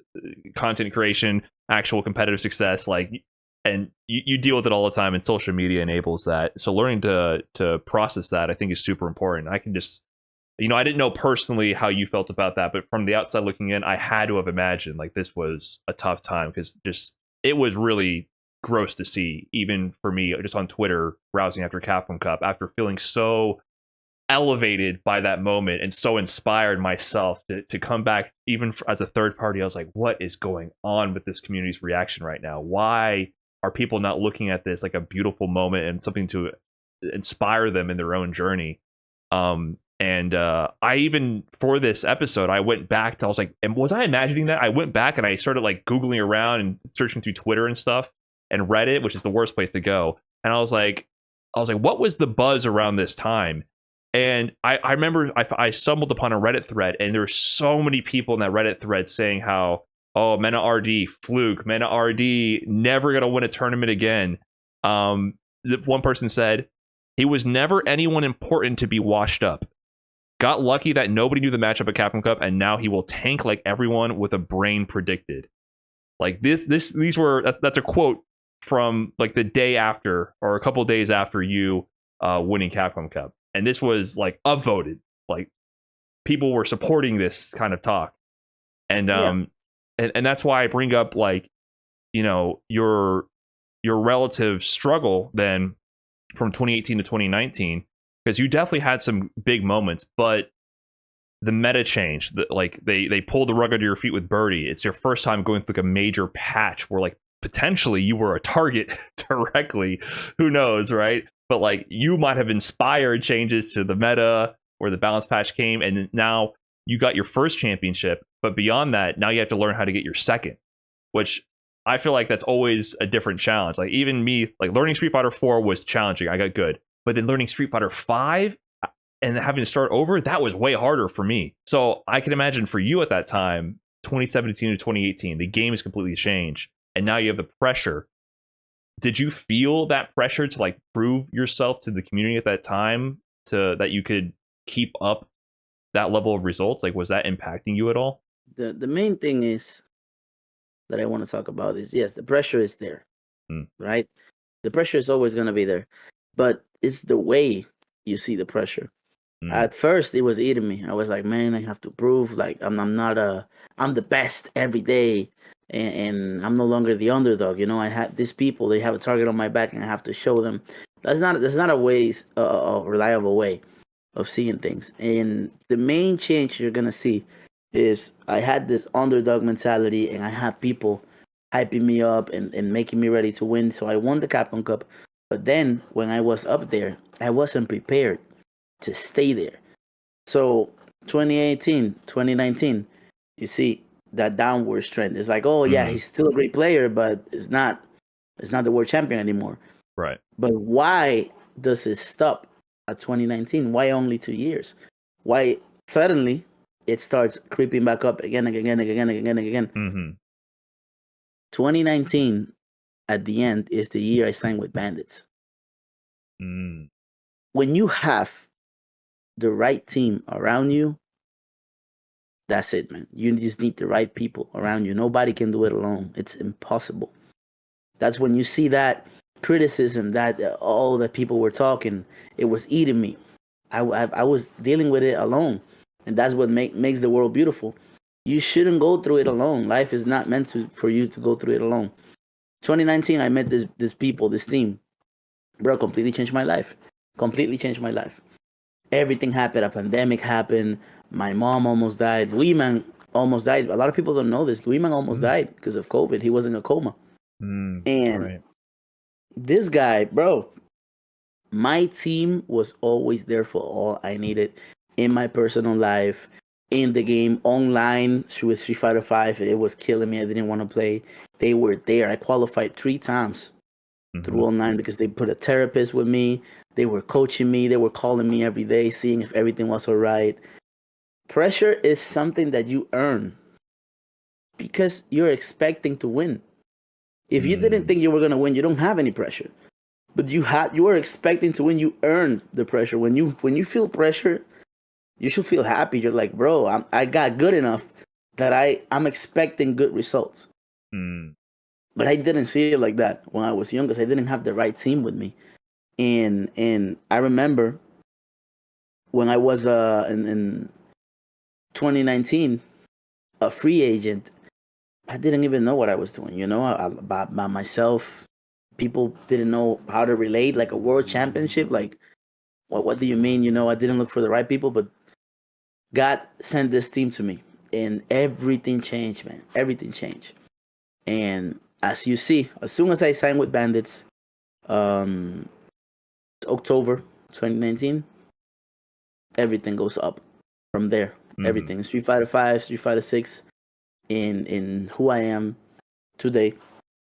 It's all thanks to that. It's all because I found the right people, and I remember back in the day, what kept me here, what kept me standing was that I had a lot of criticism around. Yeah, that's right. A lot of people were talking online, but in person, all the people that helped me, that put their money, their time, their sacrifice to me to make anything, to go to tournaments, to eat, and then I reward them with this great result. They were so proud. My family, my friends, my community. They were like, bro, one of us was able to go out there and conquer the world, and he became the world's best. That means we can do it too. Right. And I saw that positivity, and I was like, yo, I have a choice. Do I focus on the bad things, or do I focus on the great things that are happening around me? And I learned how to focus on the good things, and that's what made all the difference. And I feel anybody can do that. I feel like at the end of the day, there's always something bad you can focus on, but there's also always something positive you can focus on. And a lot of these positives, when you're not able to see them, then you have to find people that see it for you. You need to have people around you that are able to shift you that way and be like, yo, but we did this and we have this. And that's what happened to me. If I never found this team, if I never found the right people around me, I will still be that 2018, 2019 Mena stuck on his own head. I will still be that today. Wow. Wow. That's very wise words. I'm taking notes here. I'm taking notes. Yeah, it's difficult. I think so many people struggle, myself included, with being in online spaces and trying to connect with people or accomplish things. And you get a lot of feedback, and a lot of it's negative. And I've been in times just doing YouTube where it's like, dude, like the amount of negativity you can attract is absurd, even when you feel like you're trying to put out something positive out there, and then the feedback you get is all just disgusting sometimes. And I've been in times where nowhere near to your level, but where I've been like, why am I even doing this? Like, let me close up shop. And it's been difficult to focus on the positive. So it's a really good reminder to try to focus on that. And I'm really glad you shared that, because that's a big reason why I want to do this, because I feel like with competition and the amount of personal energy and amount of your own pride and your ego and your just everything that you put into it, it's very personal. And I think a lot of people don't get to see that side of the competitors, and especially in our space, we don't get to see that a lot. So I'm really glad you're able to share that wisdom, because I know there's so many players out there right now who are going through difficult times like that, especially new players. We're still in the early parts of a new game, and we still see it today. New players make some upsets or make some big waves, and they get that kind of feedback. And I've seen it. I've seen players who go, I want to quit. Like, I don't want to keep pursuing this. I had success, and it's pushed me in a direction, a little taste of success, and the feedback I got from it was not what I expected. And I think that's terrible, but it's a reality of life. So I think what we need to do is, like you sharing your experience, I think that really helps. I'm sure there's somebody who's going to listen to this and realize, okay, like I'm not going to let this stop me from pursuing my passion and trying to give it my all. So that's really awesome that you shared that. Right? I hope, because I want this to keep going, right? Like as I've been around in the scene longer, I've come to realize how not permanent. Like, I don't want to take this for granted. What we have here is not guaranteed, and I think it only exists through the efforts of people like you and trying to help contribute as well, and other people in the community. It only exists if we care and we try. So I'm trying to do both of that here. and Brian, I hope look, other man, people do I as well. see it. I see it honestly. I see it because I remember. First, I remember you as a competitor, and people might not know because you're very composed, and but you were not always very composed. You took the heartbreak to heart for real, Oh and yeah, I've seen the growth of dealing with the losses and understanding the game and being objective about the game. Like first, I've seen the growth as a player, and you say like, "Oh, I've never been around that level." You were super close, and I feel you can still do it if you thank wanted you. to, but it comes with the effort and the heartbreak and It's all of that. sacrifice, So yeah. you are doing all of this with the content. And I remember with your YouTube, you don't need to like you were a voice for fighting games. You are a voice for fighting games, but you can do other things too.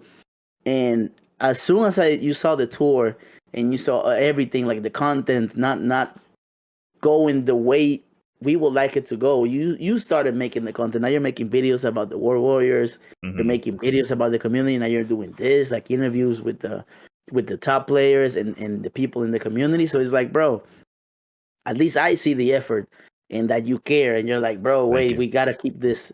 We gotta keep this going. We gotta put in the content, and that my fan base understands what I love.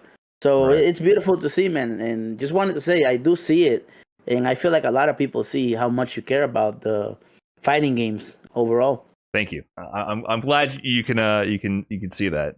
Yeah, thank you. That means a lot because yeah, people don't know. People don't know these stories and they don't know why we care and a lot of what's been put out today by like Capcom and everything. I feel like it's missing that magic a little bit. So Yeah, trying to nah, man, preserve keep that. going, Thank keep you. Thank going. you. Speaking of magic, though, I did want to bring up one personal favorite moment of mine with your career, and you mentioned it briefly. 2018 Texas Showdown. That tournament, I don't know if you know, that's probably one of my favorite tournaments of all time that I've been to. And Really? that's just because, this was at that time. I'm not sure if this was post the time where that incident with Kaba and Goichi already happened. I believe it is though. Correct me if I'm wrong. I It believe did. this It did. Yeah, a month before that happened. this was a month before. Oh, so a month before Kaba was A told month that, hey, before the incident happened. This was a month right. after. Yeah. So there was already the incident that people were a little bit upset about Kaba's cheering for you in like the off stream matches, which is more close and personal. And so Kaba, he's known for getting loud, rowdy, doing his sing song thing. I watched your interview with Justin where you described his technique for how he's able to ramble. Yo hablo un poquito español, pero when Kaba starts going off, I have no clue what's going on, right? So you broke it down, his technique to how he can cheer so much, and that was very interesting to hear. But I felt like, he had kind of been silenced for a little bit, right? And then come this tournament, Texas Showdown, I feel like we're getting to closer grand finals. You're playing really hot that tournament, and you're going up against NuckleDu. And that means it's NuckleDu versus MenaRD, the last two Capcom Cup champions, playing in an offline tournament. Wow, this is a big event. But in the crowd, it just wasn't there. You know what I mean? Like something about it, like the crowd wasn't into it. It was like golf claps, whatever. And then I remember Kaba just starts. Like the room is almost falling silent, and then Kaba starts doing his thing. He's in the crowd and like the dead center of it. You know what I mean? Like one person is talking, you can see one head rise up, and it's Kaba cheering for MenaRD in grand finals. And then slowly, other people start standing up. Let's go, do. Yeah, USA. And then Kaba would fight it back. USA, and then slowly, it became the entire crowd versus Kaba. Everyone cheering for Do, Kaba cheering for Mena. And I thought this was so sick because it wasn't like done in mean spirited. Like I think a lot of people who cheer for USA, there's a bit of like a punching down sort of the resistance there. They don't want to feel like they're cheering for their country because that's kind of like a power dynamic also, where other countries are very much into cheering for their representatives. So we don't get that opportunity as much to like cheer, but Kaba presented that opportunity like, hey, bring it on, like let's go. It's MenaRD versus NuckleDu. This is a big moment. And the whole crowd suddenly was into it because of Kaba. And then you leaned into it as well. And then the grand finals concluded, I think it was 3-2. And then you had the Dominican flag in the end, and Kaba and you won out. And I just remember like, wow, like Yeah. this went from a dead crowd, dead moment to one of the hypest tournament sets I've ever seen. So I just got to thank you and Kaba for that moment. That's how it should be, Brian. And we had a friend, actually, you see it in the video, a guy with a green shirt going crazy. Look, I've never seen that guy again. That guy was a friend of Kava from his old town, and he moved to Houston. And he was there. His name is Jesus, actually, Jesus.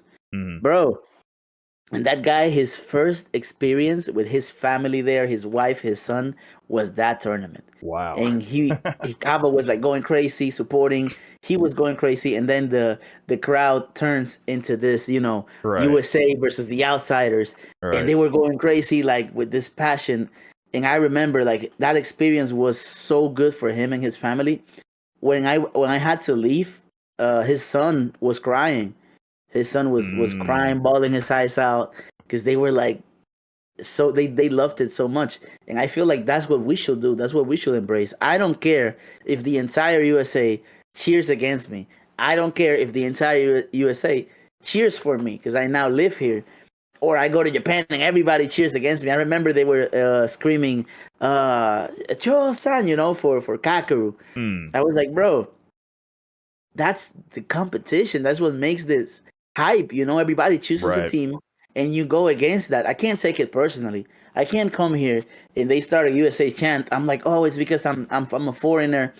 No, it's the other player I'm fighting against is American. I'm in his home crowd. This is his stadium, basically, right? If you go to the R, same thing is gonna happen. Yeah. And we have less etiquette. People are gonna be really, people are really not gonna respect anything. So it's like, I feel like that's the vision. I feel like that's where we should head, and just embrace it. Just embrace the rivalry, embrace the competition, and stop taking it personally. As long as we don't attack anybody personally, it's just a matter of, in the game, your persona, me offending you and going, Brian, you are this. It's very different to me saying, oh, Brian F sucks, in a tournament, because I'm going against your persona. I'm going against Brian F. It's not Brian personally. You feel me? Right. Because I'm cheering for my friend. And even if now saying that will be like, oh, that's just like, why does he suck? And take it personally. But I feel like that's sports events. In baseball, in basketball, people just go crazy. Dude, I follow basketball now through NBA Twitter. I don't even watch basketball, but I read NBA Twitter like every day. I do not watch basketball. I have never turned basketball on my TV, but on Twitter, like half my feed is NBA, and they are ludicrous. I mean, I think I agree with your concept, though, of like the persona versus persona and how we can do trash talk and make it not like personal. I think the problem is, because our community is so young relative like an established sport, it's hard to draw those lines, because even you mentioned before Street Fighter 4 to Street Fighter 5 in the DR. Street Fighter 4, there's 300 players. But in Street Fighter 5, there's less players, but the amount of eyeballs is vastly increased, right? So we saw that with the Pro Tour, the establishment of an audience where players in the audience aren't the same. Street Fighter 4 and before, it was 1-to-1. If you are in the audience, you played. And Street Fighter 5 and beyond, now we have fans who don't play. So it's been a bit of a growing pain that we've been having to go through, because even I still feel this way. If you're in a random YouTube comment and you're trash talking a player's skill, I still think that's corny, because you could just sign up for a tournament right now in TNS and play that person. Like, I think there's a layer of like, there's not that separation. If you're in a YouTube comment trash talking a professional NBA player who makes $1 million a year and they're 7'3" and you're 5'4", it's like, bro, like, I get it. Like, you are never, you will never compete with this person. There's such a disconnect from your realities that it feels it's more harmless, I would say. But if you're like seriously trash talking people and you don't have no skin in the game, I don't respect that in the world of Street Fighter, because it's like, dude, there's nothing stopping you from just booting up right now. There's no barrier to entry. TNS is free. If you want to beat Punk, you think he sucks because X, Y, or Z, he's on every weekly. Sign up right now, beat him. Like, go ahead. Right, it's right there. So I think we're seeing like the dynamics of how to appropriately like cheer and do trash talk. It's still like in its infancy in our community, because we haven't drawn those lines as clearly yet. right? And, So and we're as I figuring said, that out. even earlier, you see me in any tournament, I can take it. Right. I don't wear headphones. I've been Evo top 8, no headphones. Everybody can cheer against me. That Texas Showdown, the room was against me. Any tournament, I'll go to your home turf and you can have 1,000 people that can be alone. I can take it. I don't care.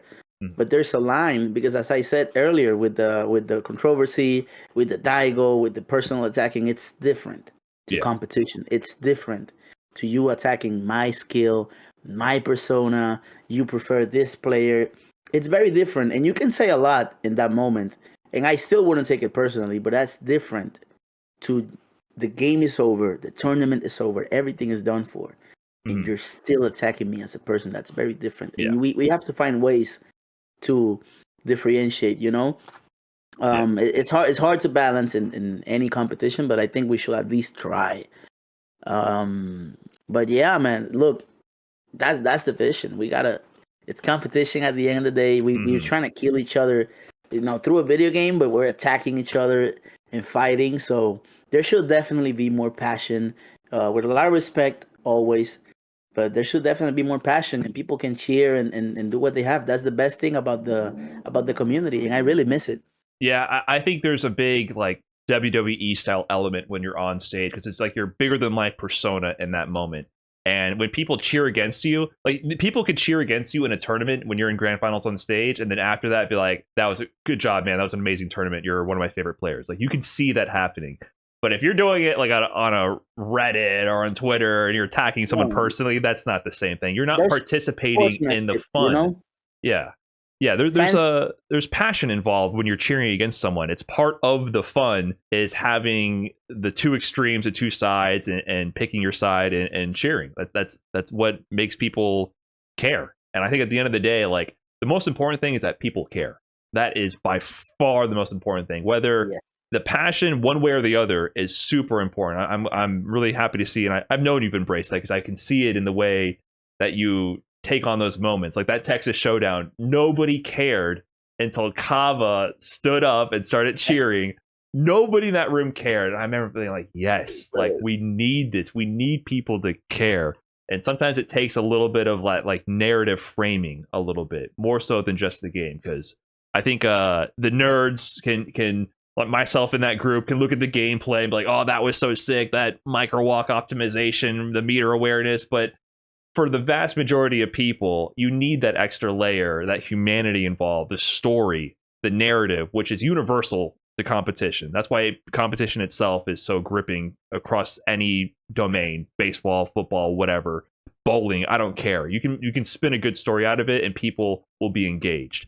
And you and your career brought a lot of that to the table. So that's why I always think back to that Texas Showdown, because it was like the prime example of a tournament that could have been dead but instead was one of my favorite memories from that Same, era. man, same. I'm glad that happened for real. Yeah, that I was thank an the awesome crowd, time. and I'm always gonna be grateful for the people that really care and that they get involved. I love that. I really love that. That's awesome. Yeah, so you mentioned before how bandits like they kind of helped you find an outlet and helped you shed that weight you had before with the community weighing you down and evolve and get into like the next phase of your career where you learn to deal with all this. And then you move to America 2 months later, Capcom Cup. First time back in person. I'm wondering, like, where were you mentally at this time? Because we had been in such a questionable position for 2 years straight, right? 2020, what's happening?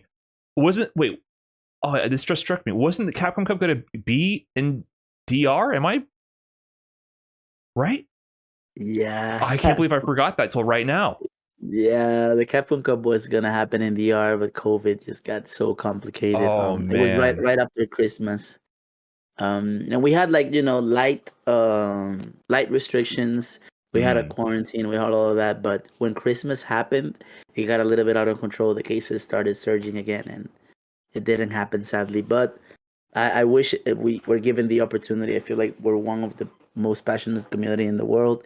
We have a lot of people. Man, blink. We couldn't. A lot of people stayed out. Like it was evil. A lot of people couldn't go inside the venue because it was mm, just so much people, casual people. everywhere I go to, just people just loving Street Fighter. I'm like, wow, it's so different now. And I wish we had the chance to make that Capcom Cup in Dominican Republic. I know now it's going to Japan.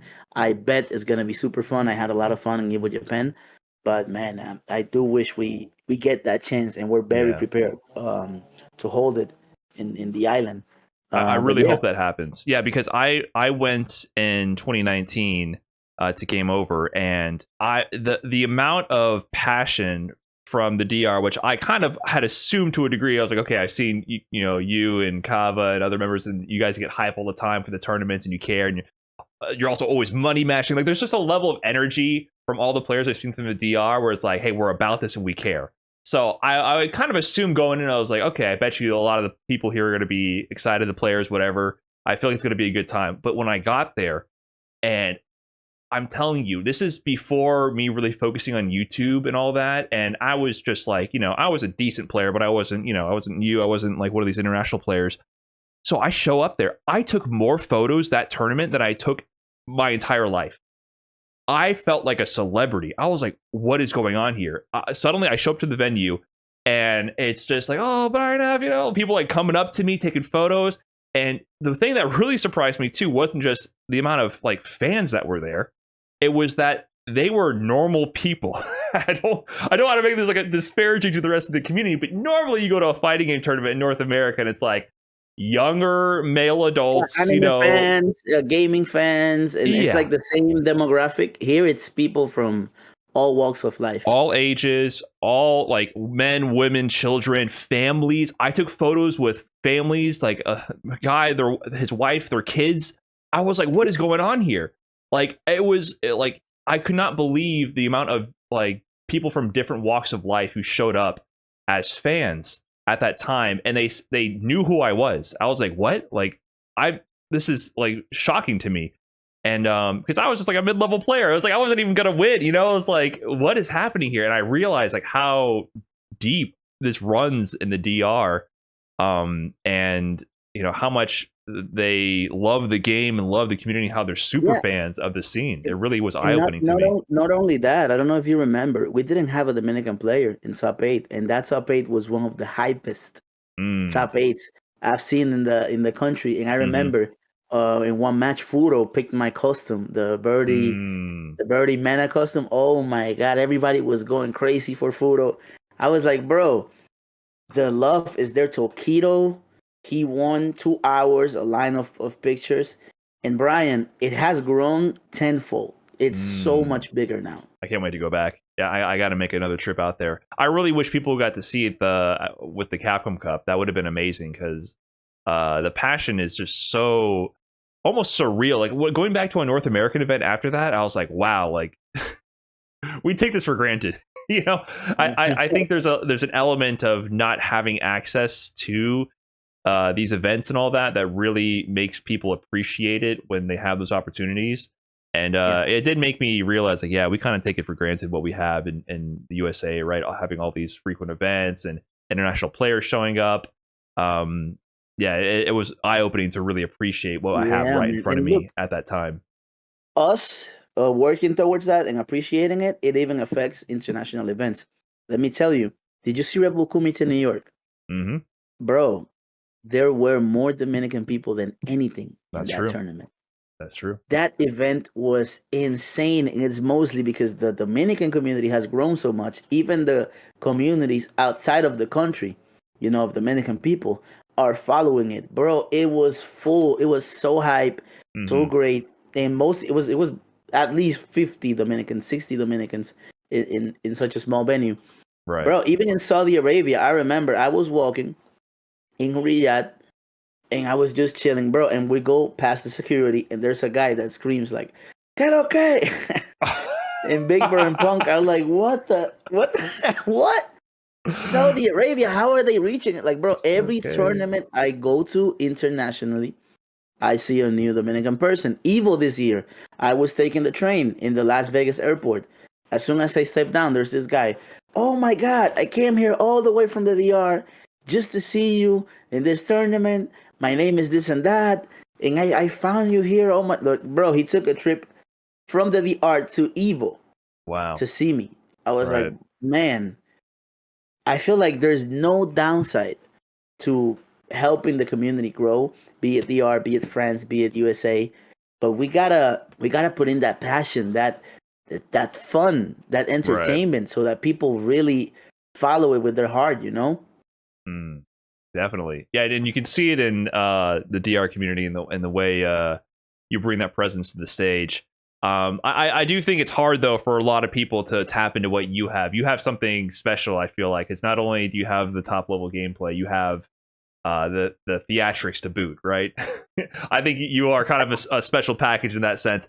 A lot of other people are more reserved, and they don't always know how to show out like that. But I really always respected your ability to be an ambassador for the game, because especially with the controversy that showed up when you were younger, first starting out, and then in your later years, come Capcom Cup 2022, even around that time, I still remember like your interviews before you actually won the event. I think there were some interviews with you in your Bandits jersey, your DR crew behind you, and the way you spoke about the game and your passion.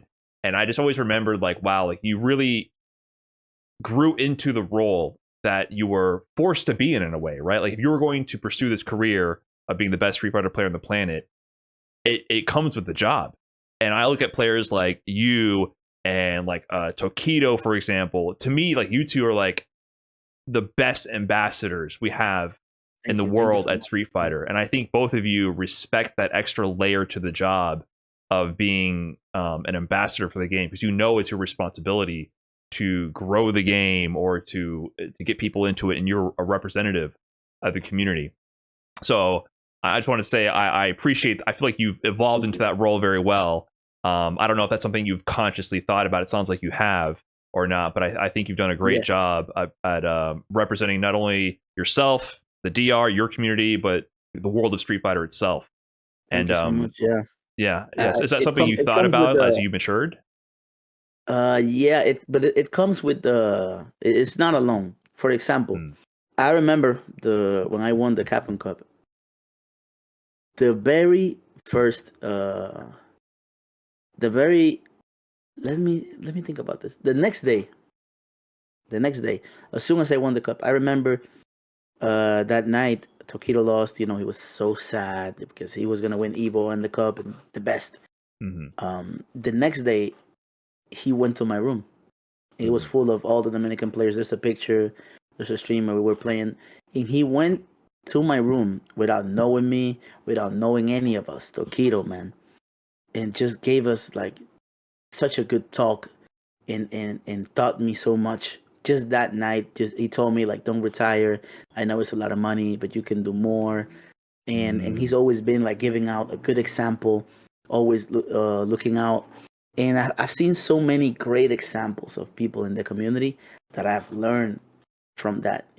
I've learned it's not something I was born with. It's easier to not care and be disrespectful and be whatever you want to be, But I've learned that what I do has consequences, and they can be bad, but they can also be great. People can see the example of what I do, like I saw in others. So yeah. It's something that I thought about and I took it the right way, but also a lot of people had the influence. A lot of people had the influence. That guy you mentioned, Tokido, man, like I respect him. I respect him so much because of the way he handles himself, and I've spoken to him, the way he sees the game, the sacrifices he's made. It's serious, and it's something that we should, be grateful for and fight for it. So yeah, and my team, it's something that I thought about. But mainly the credit goes to the people that are doing the right things that I've learned from them, That's amazing. Yeah, I remember, I knew about Tokido approaching you in the hotel after Capcom Cup, but I didn't know this side of the story about him sharing advice of how to, basically deal with success in your next steps, right? He kind of gave you some guidance at that time as a young player coming into a lot of success and a lot of suddenly international worldwide attention. So that's really amazing to hear. Because what the side of it I heard was you guys ran the set again as well. Yeah, so we did. I beat him. Yeah. I beat him 5-2. Okay. He was not gonna win that night, that week. He was not gonna win the Birdie Akuma match because Wasn't ready. he wasn't ready. He wasn't ready. But eventually he became like one of the best at dealing with Birdie. We saw it at the end in Street Fighter 5 in the Topanga, Luke versus Birdie. The way he dealt That's with right. Birdie, like he became one of the best. But that night he was definitely not ready. Right. But yeah, he gave me advice, and even through the pandemic, I hit him up and talked with him, and it's just it's inspirational. You know, it's inspirational the Right. way he sees the game and all he's given for. You know, like he graduated from the Tokyo University and all of that. But it sounds easy when you hear it, but the sacrifice of your parents doing all of that, and you show up for them, you graduate, and you're like, here you go. You know, I did what you asked me to do. Now I'm gonna do what I want to do, and that's play Street Fighter. Bro, that's like a lot. That's your life, and he does it, and he wants to show the world, you know, like it's a viable way of life, and it should be respected, and he's doing it. So it's like, bro, when I see things like that, how can I not be motivated? You know? Right. Wow. Yeah. That's a big sacrifice he made, and to convince, or maybe not even convince, but to ask for his parents' trust like that, to make that shift at that time when he was pursuing that. This was even less established than it is now. I still feel like even today, while there are many people who have made successful careers, it's still a huge risk, right? Pursuing a professional gaming career in the world of Street Fighter, massive risk to undertake. But more and more people have been able to do it. But at his time, it wasn't even done before, right? Like this wasn't. It was a game you played in the arcades after work. That was what Street Fighter was, right? So for him to have such a promising future and any kind of other career after his academic studies, to forego that for that is a massive risk to make it a viable career. I relate because people think when I say, "Oh, I was poor," it doesn't mean my parents didn't work their ass off. I was in college and I did 6 semesters of software engineering. I know you're a software engineer too, right? Yeah. And I did 6 semesters of it. I already learned how to program. I was doing C++, Oh, wow. Java. I don't know if it's still used now. I was doing all of that, doing my diagrams, everything, every day. And bro, I entered college when I was 15. I finished high school. Wow. I was very young. I was going to be a software engineer when I was 19, and I could do my master's and all of that. But I was 21. And I told my parents, they worked their ass off, right? I was like, yo, I want to play Street Fighter. What are you talking about? My dad got angry. He was like, okay, I'll give you a year. If you don't make it, you're going to be a cop. Because my dad is a policeman for 35 years. And it was so much sacrifice, but at the end of the day, it paid off. And I saw this situation now with Higuchi, who, same thing, and went through gaming, is doing really good. Now I saw a nephew working at Google, and everybody's like, what? How can you leave Google to play this random game and this and that? I was like, yo, at the end of the day, is what makes him happy. He has the talent. He has the skills. He's in Capcom Cup right now. Nephew can do it. Nephew can definitely. I trust him, and I told him like, "Yo, if it makes you happy, that I support you. Like don't pay attention to people because they don't know. If he had asked people when he was younger, yo, you think I can work in Google? What were people gonna say? No, impossible. Are you crazy? That's so hard. He was already in Google, and now he's like, okay, I want to stop working in Google. I want to play Street Fighter. That's what I love. What are people gonna say? Of course not. You can't. He can do it. He can do it. He goes now. He wins the cup. He gets $1 million. Gets he's with Liquid. Starts his streaming his channel. He's gonna make a bunch of money anyway, and he's gonna do what he likes. That's what really matters. Yeah, it's always very inspiring for me to hear those kind of stories because that whole time I was traveling, I was working full time. I was like that whole 17 to 2019 season. And I was always wondering, I was like, man, would I ever make that jump? And to me, that's terrifying. It's a terrifying proposition. Insane. And so when I see other people who made that jump, I always want to support them. And I always am just very impressed. I'm just like, wow, you did it. Like that takes a lot of courage and sacrifice, and you believe in pursuing your passion, right? And that's not to say I don't want to motivate people to just make crazy risks without any kind of No, plan no. or like prospect, right? Like, yeah, I would recommend staying in school, oh, you'll never be a pro gamer. We're kind of repeating that that same talking point here. But a lot of people who I've seen do it, they built up to something and they made strategic moves and they did it very smartly, and then they made that jump.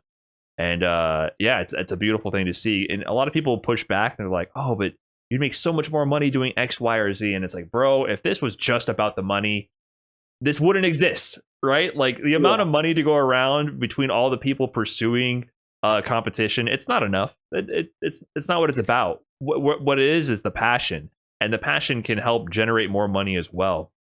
And there's many different ways to monetize that as things go on. And I'm hoping for a future where more people can just focus on competition, and there's more stability with that, because that's kind of like the career path you've been able to pursue, where you're primarily focused on competition. You're able to make money via sponsorships and also prize winnings as well. But right now, it's not enough right now in the ecosystem for everybody, right? So you see people like Nephew, even though he just got second place at CPT Singapore, one of the most stacked events in forever, right? He's of that caliber who could potentially, on a good day, win Capcom Cup, right? He really could. I believe that as well. Yes. But he's still doing content, right? He's still diversifying his income streams. Smart. And yeah, and I think he enjoys that, so I'm happy for that. But I know not everyone enjoys that. So I'm hoping we can, yeah, exactly, right? Yeah, you're not going, hey, what's going on, everybody? It's MenaRD here. Time for another tier list, Hey, right? Yo, what's up, YouTube? Yeah, Punk's intro, it's always the yo. But I think Punk enjoys that, right? Like for Punk, yeah, he does. He likes it. Yeah, he makes a little bit of extra cash doing that as well. But if people enjoy putting their message out there and doing content, by all means do it. But I'm hoping for a future where we can build this up, where people can just support themselves competing, because it just doesn't exist right now for the vast majority, right?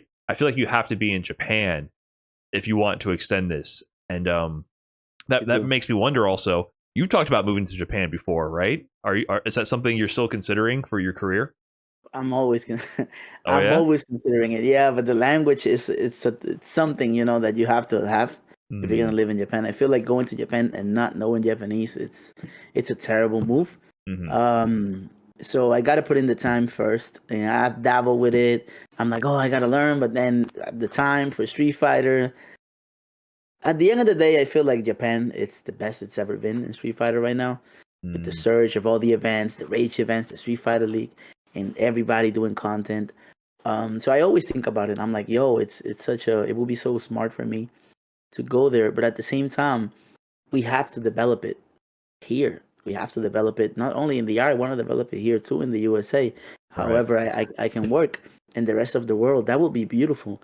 If anybody has an opportunity, not equal, but at least has a shot, of making money regarding Street Fighter, be it content, be it commentating, be it organizing events or playing, then that's the fantasy world I will love, right? So I have to work towards that. And if I ever move to Japan, it's a matter of me prioritizing my competitive career over developing the community, but it hasn't happened yet. And it's not a matter of me giving up. Like, oh, it can be done. I'm always going to believe it can be done. But eventually, if it does happen and I do go to Japan, it's because I'm prioritizing my competitive career over everything, because that's the best place to be to practice for sure and to develop yourself. Right. Yeah, it's not just for practicing. I mean, it's just to have a career, right? Like there's just more opportunities for professional players out there. Like the concept of being a full-time competitor is so much more developed in that region with like the way Street Fighter League operates. I mean, quite frankly, it's night and day, right? Like Street Fighter League, USA and EU, they're entertaining and all of that, but it's just not a real league like it is in Street Fighter League Japan. Like a lot of those players are making salaries. They're focusing full time on that. It's played over the course of a real season, like a real sport would be. And that's due to also like the density of players. Like there's a lot of factors that go into making that possible. The popularity, the density of the player population, all being near each other, able to do it online. The fact that people actually care, like the audience is there for it. So there's cultural differences that apply there as well. And when I visited just a couple weeks ago, and I got to play just playing ranked online for like an hour, I was like, yeah, everyone's trolling who doesn't move to Japan. If they're like 100% focused on being a pro Street Fighter player, I was like, yeah, like what are we doing? like you Yeah, got to go it's to night and Japan. day. It's just crazy. It's not when I'm here. You remember Kachasik, the Kage player. Hmm. Every time I every time I went online, I'm like, bro, I gotta fight Kachasik. And then I went to Japan and I got like all the matches, but you came here and it's that guy with Right. Kage and Ryu. Is like, oh man. But at the end of the day, you still gotta fight, for what you believe in. I do believe Japan is the way to go right now, but hopefully we can change that. Even starting from the community, going to the format of the tour, going to Street Fighter League. I feel like everything can improve, and we gotta do what we can. And if at the end of the day it's not no longer reliable or possible for you, you always have the option um, to go there. If you do have the option to go there, Right. then you should definitely take it. If you can no longer support yourself, Hmm. trying to grow the scene at your house, or in my case here in the USA, it's not optimal for me. But I can say I have the second best platform. I'm able, and I don't do it, but I'm able to enter every week. TNS, Con Right. Opener, Casa Bunch, all these tournaments. The FlyQuest doing tournaments, Shopify doing tournaments. So we also have a very good scene and Hmm. very underrated. But I think people that don't have that, people that are on, like, let's say JVM in South Africa, or the Birds in the Middle East, like, if they can no longer support themselves and they're in that region, I think they will definitely be able to and make more money and have more opportunities if they go to Japan instantly. So I'm Mm. like, bro, that's something every player should consider at least. Yeah, it's a completely different world, and just the opportunities available there. At the same time, it's also more difficult. So Oh, I with the often with the wonder. current with the current format, it's it's very Yeah. hard. Yeah. Well, I think the way it's working is like Street Fighter League is the focus, right? Like Yes. I think you're sacrificing your chance in Capcom Cup for stability, which I love Capcom Cup in the format, but well, I mean, we've already went all through that. It's way too top heavy right now, so there's no stability in that. Yes. There's no chance to actually make a living pursuing your dreams of Capcom Cup, really, unless you actually win or get at second, third. Even once you get third, you're like, man, this year was a bust. With the way the prize split is. Yeah.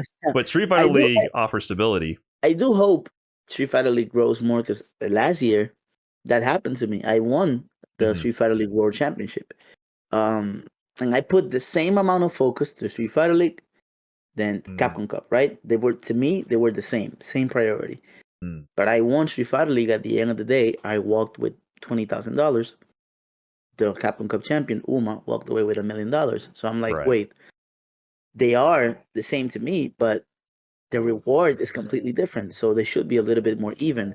Hmm. Um, and at the end of the day, they do it because they have like payments and all of that. But still, it should definitely be a little bit more even. But then another problem is going to arise that people are going to say we're going to be moving away from open brackets. Now people are going to be, it's going to be more top player heavy. Street Fighter League, you already see some discussions about, oh, they only pick their friends, or they only pick this. It's going to be like that, unless you Right. have like a solid draft system or qualification system, then it's going to be like that. So I Right. think like we have to work first on how we're going to be able to involve the community and maybe involve a little bit of that open bracket dynamic to Street Fighter League before we, go full on. Let's promote this now. Mm. Yeah, that's been one of the interesting growing pains I feel like our scene has faced, because we're so like the open bracket format is so integral to the foundation of the FGC. Yes. But at the same time, I can definitely see why that's just completely contrary to producing a professional tour or producing a professional league. It's like they're opposite almost beliefs to a degree. And I feel like I something I preach for a while is like we need to evolve our formats, because even with the tour system, with like the 2017 and 2019 point system, it was still extremely risky to send players across the world for open bracket tournaments, because we're doing first to two. There's no guaranteed stream time. You have 4 minutes to adapt to this opponent that you've never seen before in your life, or else all the years of practicing don't matter, right? Like, we don't really value giving players time to show their consistency and adaptation skills. It's more like, do you win right now or not? Move on. We got 1,000 players to get through in one weekend. Like, logistics are ruling this. And I've just come to realize, like, man, we need to have some kind of balance between this. Give people like funnels to work up towards. Like, why can't we have a league format where we have A, B, C league, right? And you can work your way up, an open qualifier to get into the C league. The top X performers in the C league go to the B league, right? Like Topanga League, but increase that scope. Some kind of system that you can actually climb through it and actually work your way to the top, so that you can offer both stability for the players who have earned their entry into whatever tier they're at, so that they can play for a season, and sponsors have guaranteed screen time for their players and the logos. Like, their investment has guaranteed results, but at the same time still maintain some of that open bracket, so that facilitate anyone can still climb this ladder, like remove the barriers to entry as well. Like, I feel like we need a hybrid system at some point, because it's too risky otherwise. I feel like a great idea will be, and something that's very untapped, is the collaboration between platforms, the media platforms, and the players. So the players are the people that the spectators want to see, and the media platforms is where the people go and watch that content. For example, your channel, right? Mm-hmm. And I feel like if the players had, even if they don't have a great performance, let's say, if they had like a media press before the tournament, let's say the 5 favorites, oh, there's this guy that won this tournament, there's this guy, the underdog, whatever, and you start like doing live interviews, like the sports, you know, like, what do you think is going to happen? Your pad, how is it looking? How is this tournament experience? Whatever. Even after they lose, you can also collaborate with the media platform and have the thoughts. For example, I will have loved to hear a lot of players' opinion about the Capcom Cup that just happened. Like, what do you think happened in this matchup? How do you feel about Uma winning this event? How do you feel about Pool F? You know, things like that. I feel like it gives the players a lot of presence, and it also gives good content to the media platforms. We shouldn't only leave it to Capcom to do all the work, and we also shouldn't do it to the players. Like, if I'm focusing on playing and winning, that's already hard enough. Now, having to balance the content is marked right now, but it's kind of impossible, Brian. You know, it's you have to put in the time to make that content, and also you have to put in the time to win. It's so difficult. But if we had this collaboration between the people that are making the content and the people that are competing, and we're always helping each other, you know, like, oh, I'm gonna go here, and I'm gonna give you this interview after I win, or we're gonna do this, and we're gonna do that, then we can all be present in basically every event. But that's something that we haven't done. We haven't talked about it. But yeah, I think that's the main thing that we can do to help each other, and to always be present, and to always represent the brands and sponsors that we work with. Right. You know, I agree. I mean, that's part of this thing here. And also, just in general, I feel like having Capcom own top to bottom, like the whole vertical of what this is, I've seen firsthand, I don't think that's the right move either, because you don't have, ESPN's not owned by the NFL, right? Or the NBA. Maybe there's some partnerships they have to deal with, and there's some sort of like tongue tying that happens. You know, maybe there's some times where they don't cover certain things in a certain way to appease partnerships. Sure. But at the end of the day, ESPN is not owned by NFL and NBA. They have their own incentives and agenda to produce content based on these other leagues, and they cover it, and people tune in for that. And I think that leads to a healthier relationship, because, I mean, me and Rob did No Neutral, the Capcom CPT pre-show, and that was fun. That was great. But there were definitely times where, you know, we were told, like, hey, like, don't mention the word broken, you know, like, don't mention the word balance. Don't focus too much on top tier or whatever. Like, there was guidelines that they're like, hey, like, let's, you know, shift more in this direction versus that direction. And it was fun doing that. But at the end of the day, like, when we did a couple seasons of that and it wasn't renewed, I was satisfied with what we had achieved. And I felt like there was no more room for this to grow, because we have to cover things in a certain way. Like, imagine talking about a tournament and like not talking about endgame Street Fighter V Luke being top tier. We did No Neutral, and we had to avoid talking about the elephant in the room of Luke being the best character in the game. You know, like the actual media there would be, why is every top player picking up Luke right now? What is the strategy? What is their thoughts on that? How do they feel this impacts the meta? You know, like, that's the truth, and that's what the audiences want to engage with.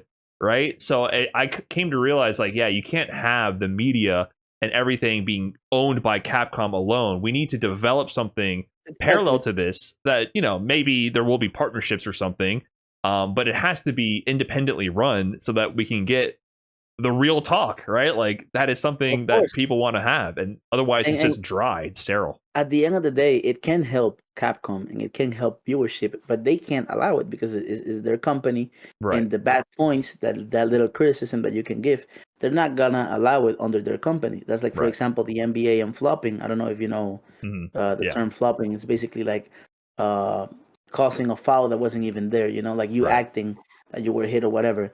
Of course, they're not gonna want people to focus on that, on the flopping. And same thing with Capcom with the brokens, with the balance patches. So it can be under their own platform because there's things they're logically not gonna allow, even if the content will be better.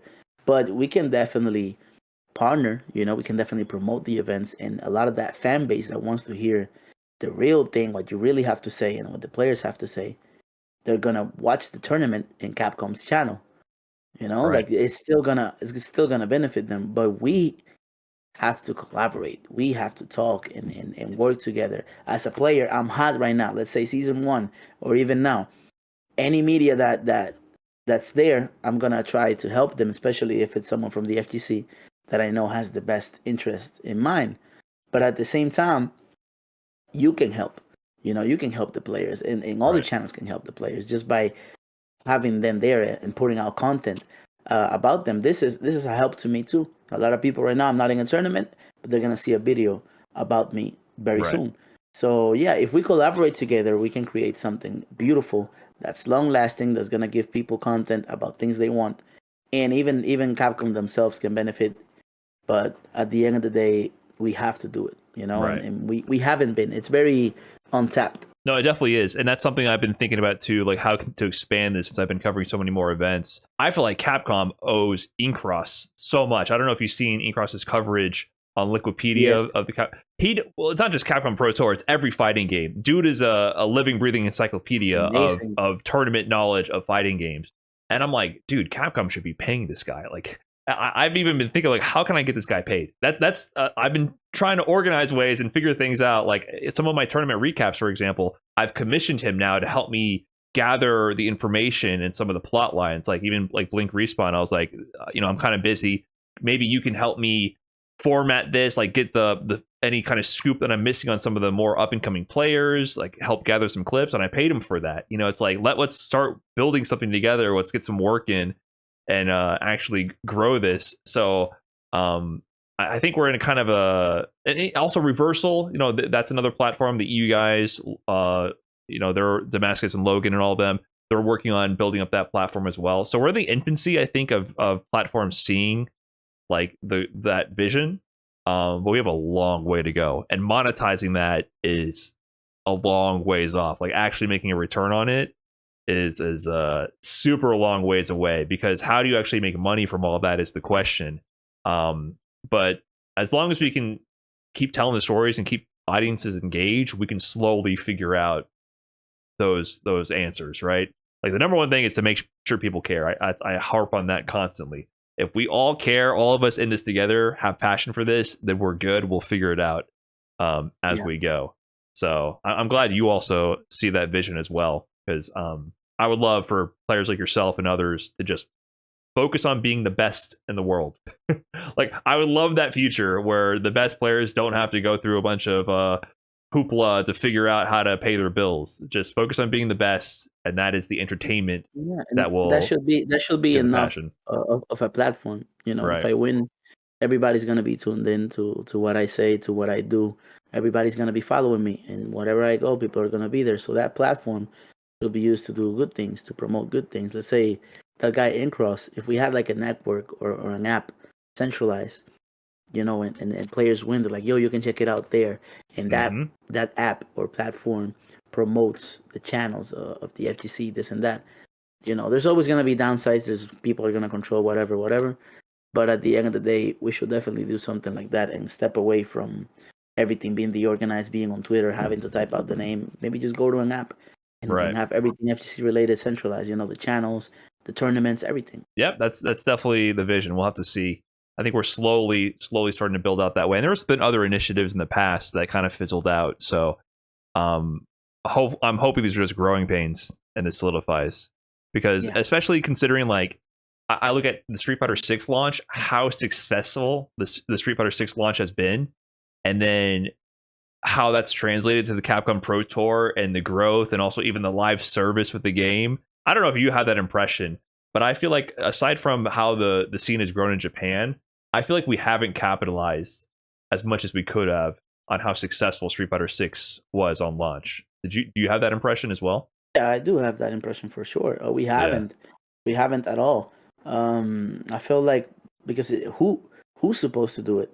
You know, in Japan, they found Chaka, the streamer, right, and Rage, and a lot of people that just put in the time and went crazy at FAB. But here, who's gonna do it? You saw Evil; they did what they had to do. You saw the players individually did what they had to do. My numbers grew when I started doing good. Your numbers, inflated too. Everything went crazy, but nobody is really trying to work towards growing it. And if they are, and probably there are people, but we're not seeing it. We're not seeing it. They haven't been able to have that reach that the brands in Japan had. Right. But I do think the potential is there. I think more than half of the people that want to know about Street Fighter and tournaments and all of that, they're not able to follow it. They don't know where tournaments are happening. They don't know when content is uploaded, so nobody it's trying to capitalize. Right. I do feel like Sage Am's made like a big effort with the Sage Am Slam. I think that was a successful event. I know he's done it for multiple fighting games, but I do feel like those kind of initiatives, kind of like Shaka's, it's like the USA equivalent, right? Of pairing up, content creators from other genres. I do think that's a real big net positive for the community. But I still think we need beyond like that's the initiatives that bring more people in. But how do we keep them engaged throughout a season, right? And we're missing that infrastructure. And how does that translate to then the competitive players being able to sustain themselves more and more? We're to be continued, right? Yeah. What should happen is people should go to Sage Am, people that want to do that, and be like, "Yo, I have this project, I have this. Let's work together." Because Sage Am does so many things and has to stream and has to work with this and has to work with that. Right. It's not on him to create a whole tour. He could, but it's not on him. So people that really want to do that should go to people like that. Like, yo, let's do it. Maybe we could, But at the end of the day, I'm a player. You're doing your content and working and doing all of that. Same thing with him. There should be someone that's really focused on that, and we haven't found it on this side of the world. Okay, you're giving me ideas. We'll have to see. We'll see where that goes. I'll keep that in mind because that's definitely something I'm extremely interested in helping achieve, because I just see so much potential with Street Fighter 6. It's very frustrating to me, even just on the content side of things, like the fact that they haven't put out more costumes or whatever. I'm like, what is going on here? This game is so successful, and we're not keeping it going as much as we could be. But yeah, I mean, aside from that frustrations, the game itself, though, Street Fighter 6, I was really impressed with your ability to immediately pick up this game and start performing, right? Because I personally feel like transitioning between games is so difficult. Like it's something I struggle with a lot. But you closed out Capcom Cup 2022, dominant win, right? You had your resurgence then, you found your stride again. And then the question was, once again, like just like people from 2017 and beyond, oh, what is MenaRD going to do? Flash in the pan, right? Second Capcom Cup win. Can't deny you're one of the GOATs of Street Fighter 5, period. Oh, but that's just Street Fighter 5, right? But then come out of the gate, Street Fighter 6, CEO, you win that tournament, 1,000+ man tournament, one of the biggest tournaments for Street Fighter at the time, and then, amazing, successful first year. Like, how was that transition to Street Fighter 6? Because I remember there were still a few moments where like you were venting some frustrations here and there, the typical growing pains of getting used to a new game. Like, what were you thinking when you first started getting your hands on the game? Like, where was your mind going of what the future would be like?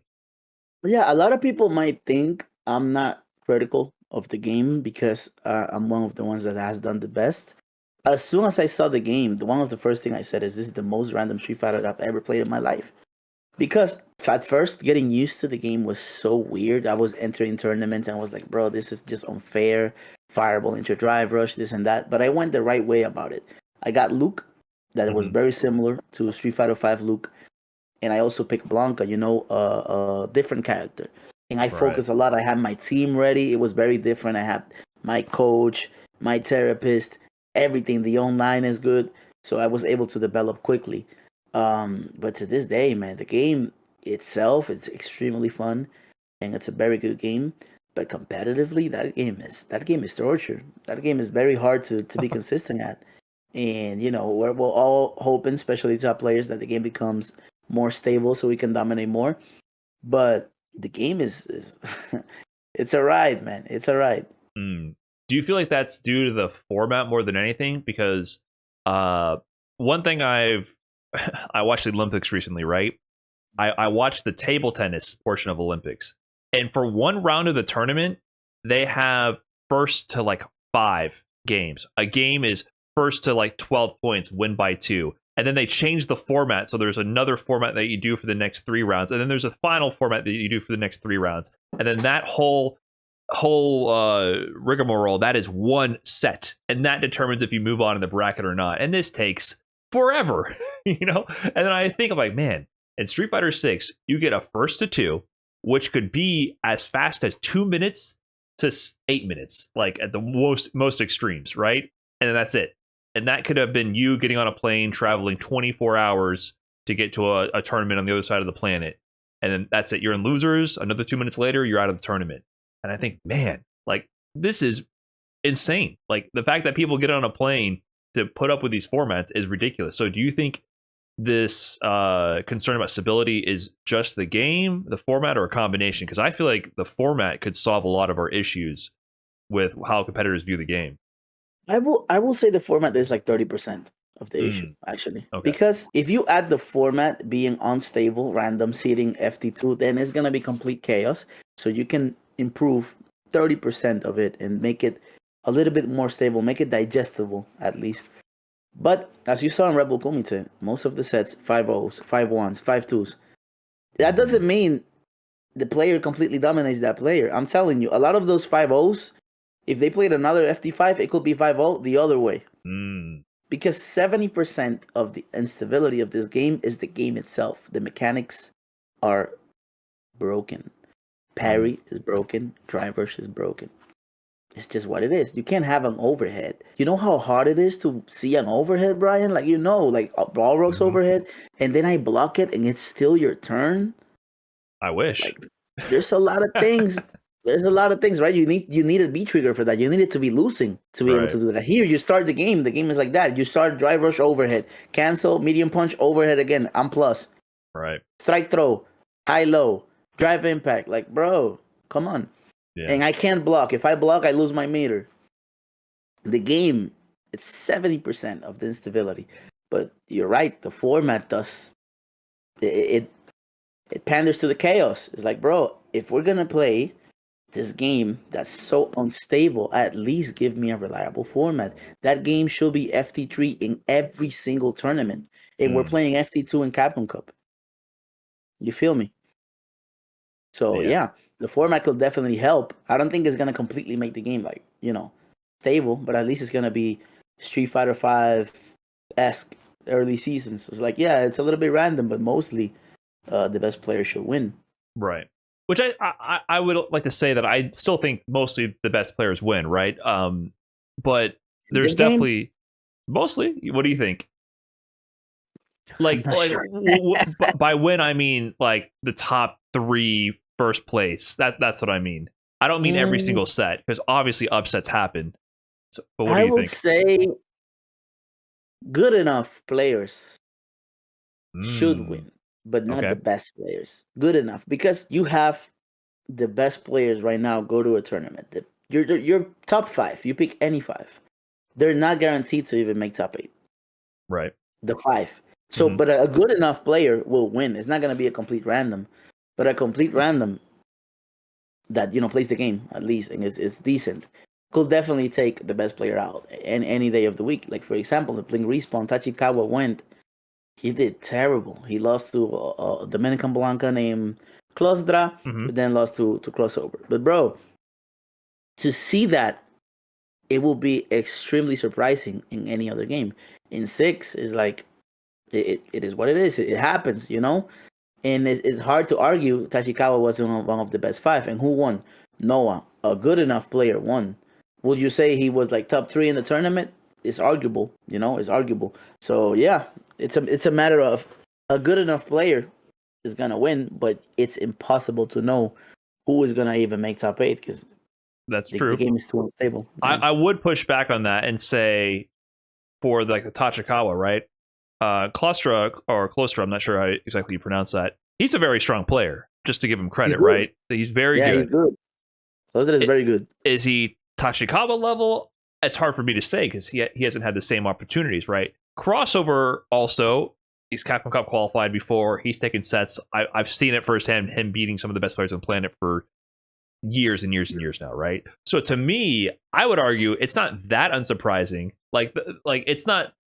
I'm not looking at a diamond level player taking out That's true Tachikawa, also. right? That's also like I just true. want to give them credit a little bit here, but I see your point.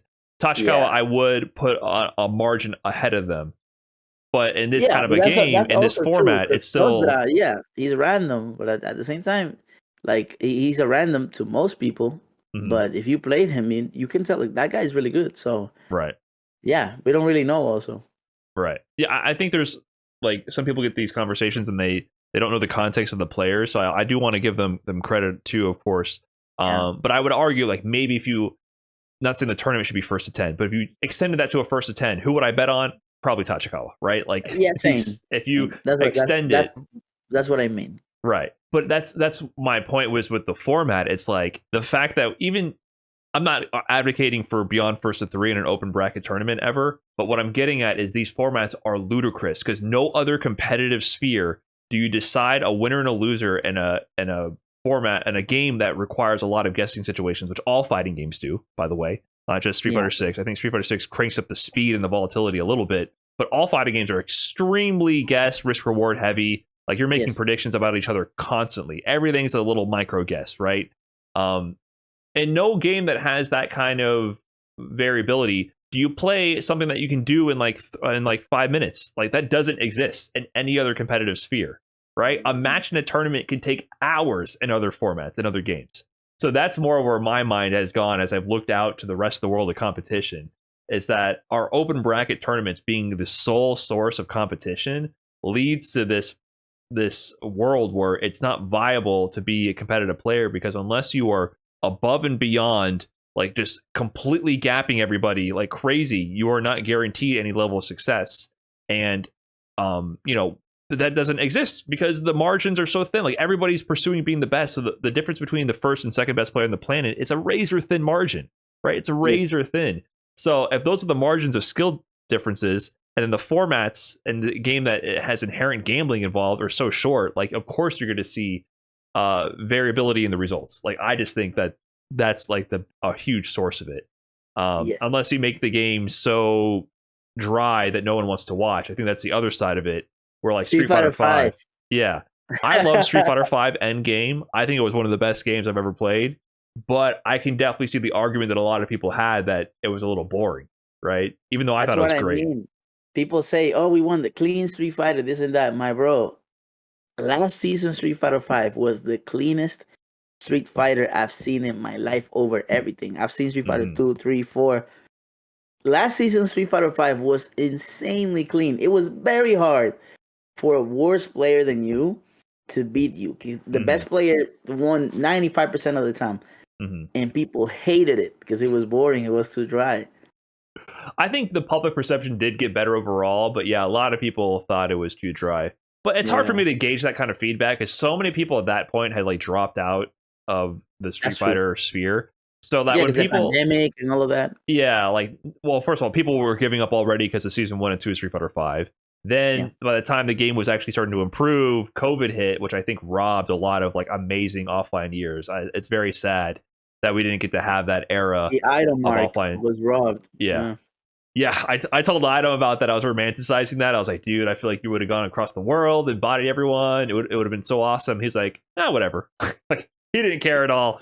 But I saw a future where, like, man, we could have seen like a USA player going internationally, and it would have been just awesome to see those games. So I think a lot of people who like critique Street Fighter V Endgame, they kind of already had fallen off the train.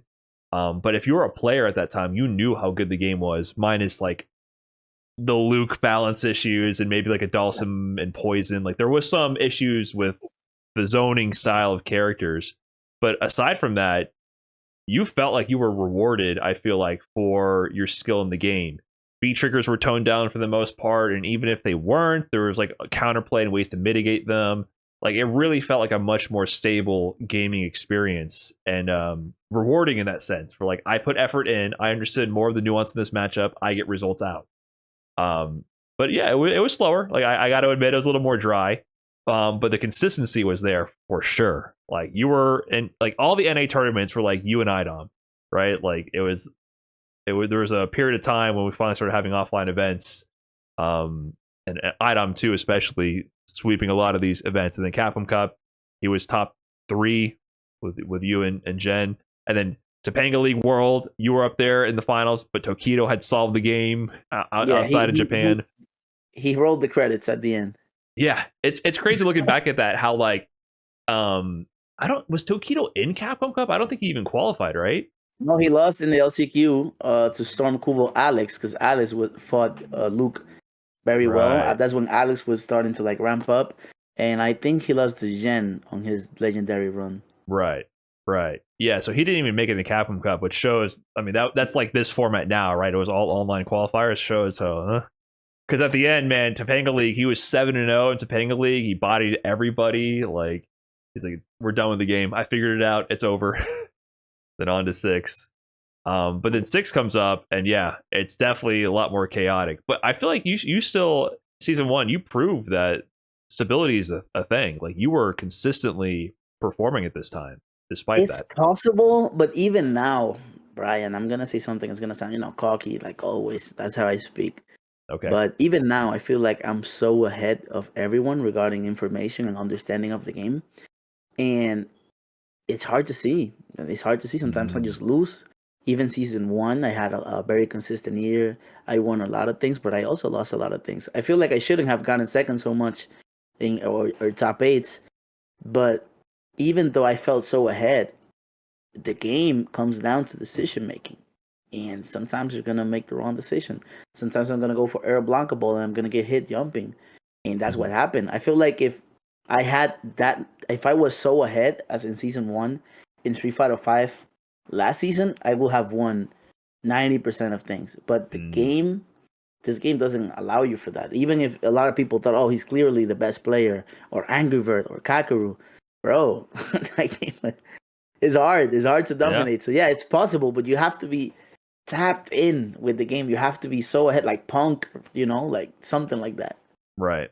Yeah, that's what I mean. Like the margins are so thin that even if you are theoretically the best player in the game, because our formats are so short and because there's so much gambling inherent to the game, it doesn't mean you're going to win. It means you'll win more often than other players would, but you're still part of the dice roll, right? Yep. And I think it's a combination of factors. The roulette. Yeah, you're still in the roulette. Yeah. Even though you have more space on the wheel, it's still a little bit bigger, but more chances. But you're still in the roulette. That's true. Yeah, I'm hoping we can find more formats to satisfy that, because I think it's the fault of the open bracket double elimination 1st to 2. But at the same time, that also makes things very exciting. Like I would never want Evo to not be a giant open bracket tournament. I feel like Evo is always supposed to be that marathon. Who's going to make it to the top of the mountain with the bodies falling off every round? Who's going to make it to the summit right then over that one? That's Evo. But for the rest of the tour, for the rest of the season, I feel like we can experiment with other things to provide. A little bit, try to provide a bit more stability and still ways for people to funnel up there.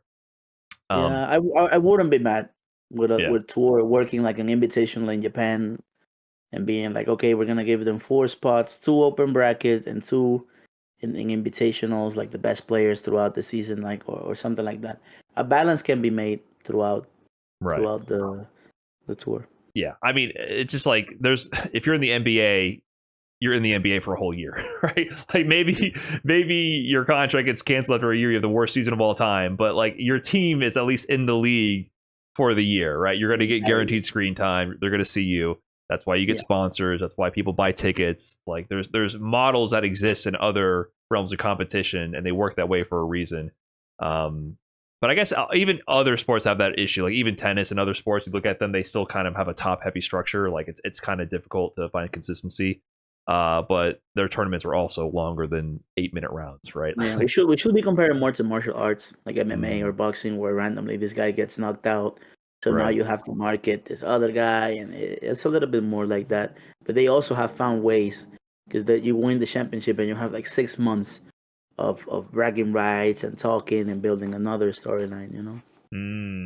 Okay, I see. So they get to preserve the title for a while before they have to challenge someone else. If I win the Capcom Cup, then they should definitely do a lot of content regarding that, the Capcom Cup champion.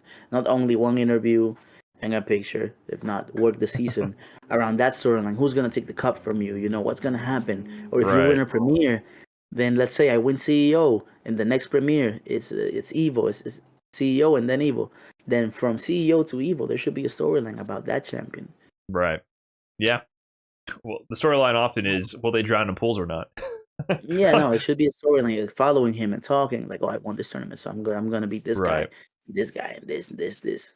Right. Yeah. Hopefully they build that up more, because right now, like you mentioned with Uma, it just fell flat. There was no story to continue, which was really sad to see. But with your story here, so your first season of Street Fighter 6 though, super consistent.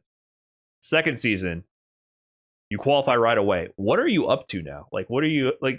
This to me is like a rare time in your career since I've been following you, where it's like you're not traveling the world right now as much, competing in tournaments. I mean, Street Fighter League USA is still airing right now, so no spoilers, please. I'm still keeping up with that. But are you just preparing for Capcom Cup? Like, what's going on with your mindset from qualifying so early? Do you feel like you have a bunch of free time? Like, what's going on here? In my case, I have to be a little bit delusional to stay on top. So in my mind, in my head, in my delusional mind, I'm not fighting the players. I'm also fighting the producers, the people that patch the game. So for me, my characters get nerfed every time. And like Blanca got nerfed, Luke got nerfed, even Zangief got nerfed. So I'm like, okay, what I'm going to focus on is I went to Blink, I gave the show with my own characters, this and that. But I'm focusing on using new characters. So when I go to the Cup, whatever is nerfed, whatever they use, whatever they didn't use, they don't have a chance to nerf it. They're not gonna see me play in the practice room and then nerf him the next day. So I'm just preparing new characters, preparing new strategies. So for Capcom Cup, I'm able to come with a strategy that can't be nerfed at that moment. And then after I win, do whatever you want, But I'm focusing mostly on that. Okay. I don't wanna show what I'm working towards in big events. And just practice. If you want to see it, then you can see it. But yeah. Okay.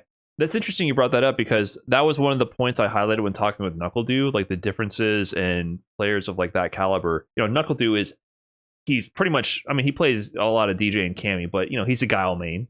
He's been that for decades, and he's in every single weekly, every single tournament. There is no secret to the recipe of success there for NuckleDu, right? It's all on display 24/7, literally. I mean, he leaves his stream running the whole time when he's not playing, right?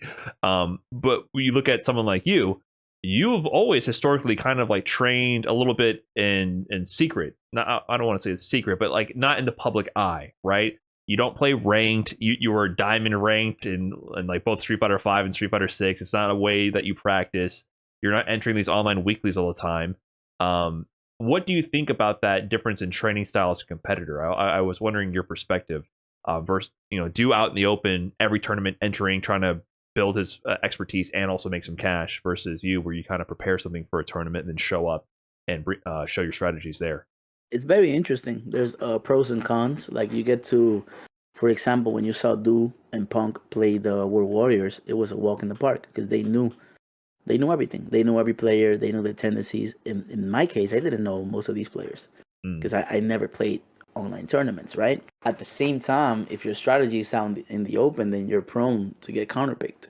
In my case, because I stopped being a character specialist, I'm part of my strategy is to counterpick. So if you know what character I'm gonna use for you and what strategy I'm gonna use for you, then you're able to see it and counterpick me. So for the way I play, I like to have that surprise factor that if you blind pick, you don't know who I'm gonna go with. Like you don't know what I prepared. So it's part of my strategy. I also respect the players that are just playing out there and sharpening their characters.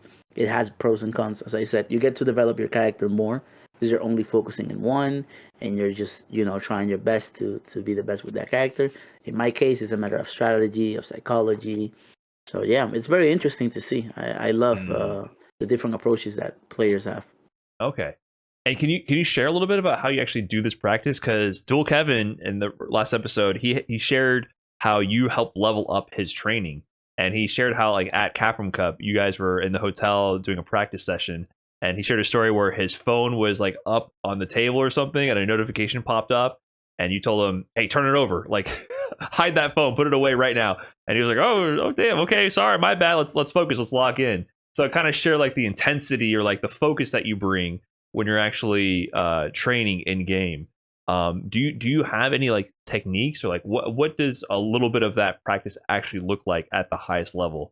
Because I think that's kind of an ambiguous topic even for myself. Like, what are you actually looking for? If you can give an example of when you're in a focused training session. Well, I just shape my day to be immersed in Street Fighter. For example, right now, if I turn the camera, you're gonna see the TV with Street Fighter playing. I'm talking to you about Street Fighter, and I'm always studying the game. I have my notebook, I have my notes, and I'm always refreshing them every single day. I'm like, wait, what do I have in neutral against Jamie?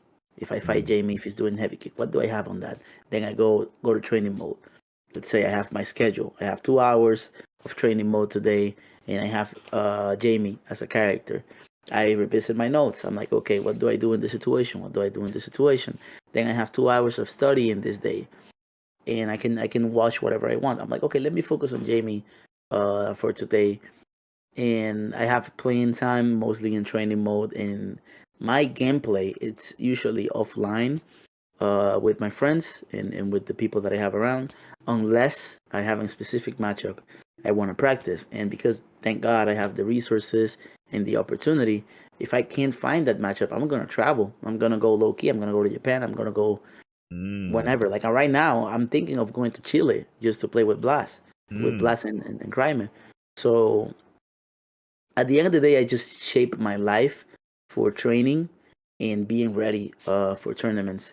A lot of the time also goes to the mentality. Always talking with my therapist, always studying about, reading books, watching videos about sports, talking with the people, seeing how they feel. Because I need to be in a game where it's about decision making. I need to be ahead mentally. There's an example with, for example, Ryukichi in Evo Japan. He did the craziest comeback in the world and tied the set 2-2. And I remember as soon as he did the comeback, the first thing I did was this. I looked over. And I wasn't trying to like play mind games and what I was just looking. And I wanted to see if he was hyping himself up, if he was serious, or what was he doing. The first thing he did was this. Let go of the stick, grab his face. I was like, oh, he's scared. Yep. Like, oh, he's scared. And you can instantly see it in game 5. You can see Luke just going forward, heavy punch. I'm like, what? Because I'm like, oh, he's scared. I saw it. Yeah. I saw it. So it's a lot about mentality too and competition. And if I will have to resume it all in one word, is studying. I just study all day. Just study, and practice what my filtered thoughts. I put it on my notebook. I see them. I'm like, okay, this is what came out of my head, out of all that I studied. I'm gonna put it in game and practice it. And if I think it's gonna be effective, then I'm gonna try it against people. And if it is effective, then I'm gonna apply it in tournament. So that's mainly the process that I use. Interesting. Yeah, and it's funny you bring up that Ryukichi match because you can see that moment on stream. When I watched Evo Japan, it's not even just that after he made that comeback, he put his head in his hands. he tried to grab his water first because the Japanese players they Yeah, love it to was, frame like, one. They love to frame one, drink the water. He attempted to grab his water bottle, put it down, and then put his face in his hands because he just couldn't keep it in. You know what I mean? And I didn't know that I couldn't tell from the angle that you were looking at him to scope that out, but you could see it from the audience. Like, oh wow, like that was emotionally taxing for him. Like he barely expected to make that comeback. Yeah, you can't see it because they put the camera on him, and I did it as soon as I lost. I was like, oh, let me see what he was thinking, and then I tried to focus, but then I laughed. I broke cact. I was laughing because I was so confident. I was like, oh, he's scared, like he can't believe he did that. Yeah. Wow, he gave you the ammunition right there and you used it against him. Okay. Yeah, So there's a lot of things that I do, and it's not a matter of like, oh, manipulating or tricking people. It's just the way I direct my thoughts, what thoughts I listen to, and what thoughts do I follow at the moment. I've learned how to identify what are the correct thoughts to have and what are the productive ones. Thinking is an art, man. And if you know how to think and you know how to control your emotions, then you're gonna be ahead of 99% of competitors. do you think if he gave you a different reaction with his body language, you would have approached the next round differently? Like you explicitly think that the body language gave you the clue? 100,000%. Wow, interesting. If he won and he just did it like this and just like read it up right away, it's in my ballpark. I have to think now, what the hell do I do? Like he's confident in his strategy, so I was probably gonna play a little bit slower and seeing what he was gonna do. But as soon as I saw he was nervous, I was like, he just pulled it off. Like he's doing the same thing, he's using the same strategy he's been using since game one. It just happened that he made the right decision. That's why he's nervous, because he's not sure how he did it. So game 5, I just won in. Right. Makes sense. That makes a lot of sense. Yeah, he wasn't confident. He almost couldn't believe it himself that this even happened, which means it might not happen again. I would have even thought about going Blanca, because I was going to be like, man, did he figure me out, Right. Okay. So the poker face is actually pretty important then too, because if he could hide that, he's actually losing his mind right now. I study that too. I've actually learned how to play poker, and I watch a lot of videos. I study that. If you're faking it, it's gonna be hard because, bro, it's my life. I prepare a lot for these things. But some people are able to, like for example, Punk. It's hard to tell when he's nervous or not, because he always does the same. He's always trash talking and trying to make you nervous. Right. Sometimes I can tell, sometimes I can't. I don't know if he's confident or if he's doing it, as a front. But that one is a little bit more difficult. But a lot of people, they can't hide it. Interesting. I like that you brought up poker, because I feel like there's so many parallels with fighting games and poker. I have a poker mentality book that I've read. I need to pick it back up again. Has exercises and things of that nature to help you like get through your mindset, managing tilt, things of that nature. I feel like there's so much to the mental game because and this is something that I suffer from, and I feel like was one of my biggest hindrances when heavily competing. I knew I could do X, Y, or Z at this level, but it was 100% at the mercy of my mental state, right? If I would hit that target or play to that capacity was 100% dependent on that day. If I reined in my emotions, if I was put in a situation that put me on tilt or made me nervous or not, if those things didn't happen, then it was a good result.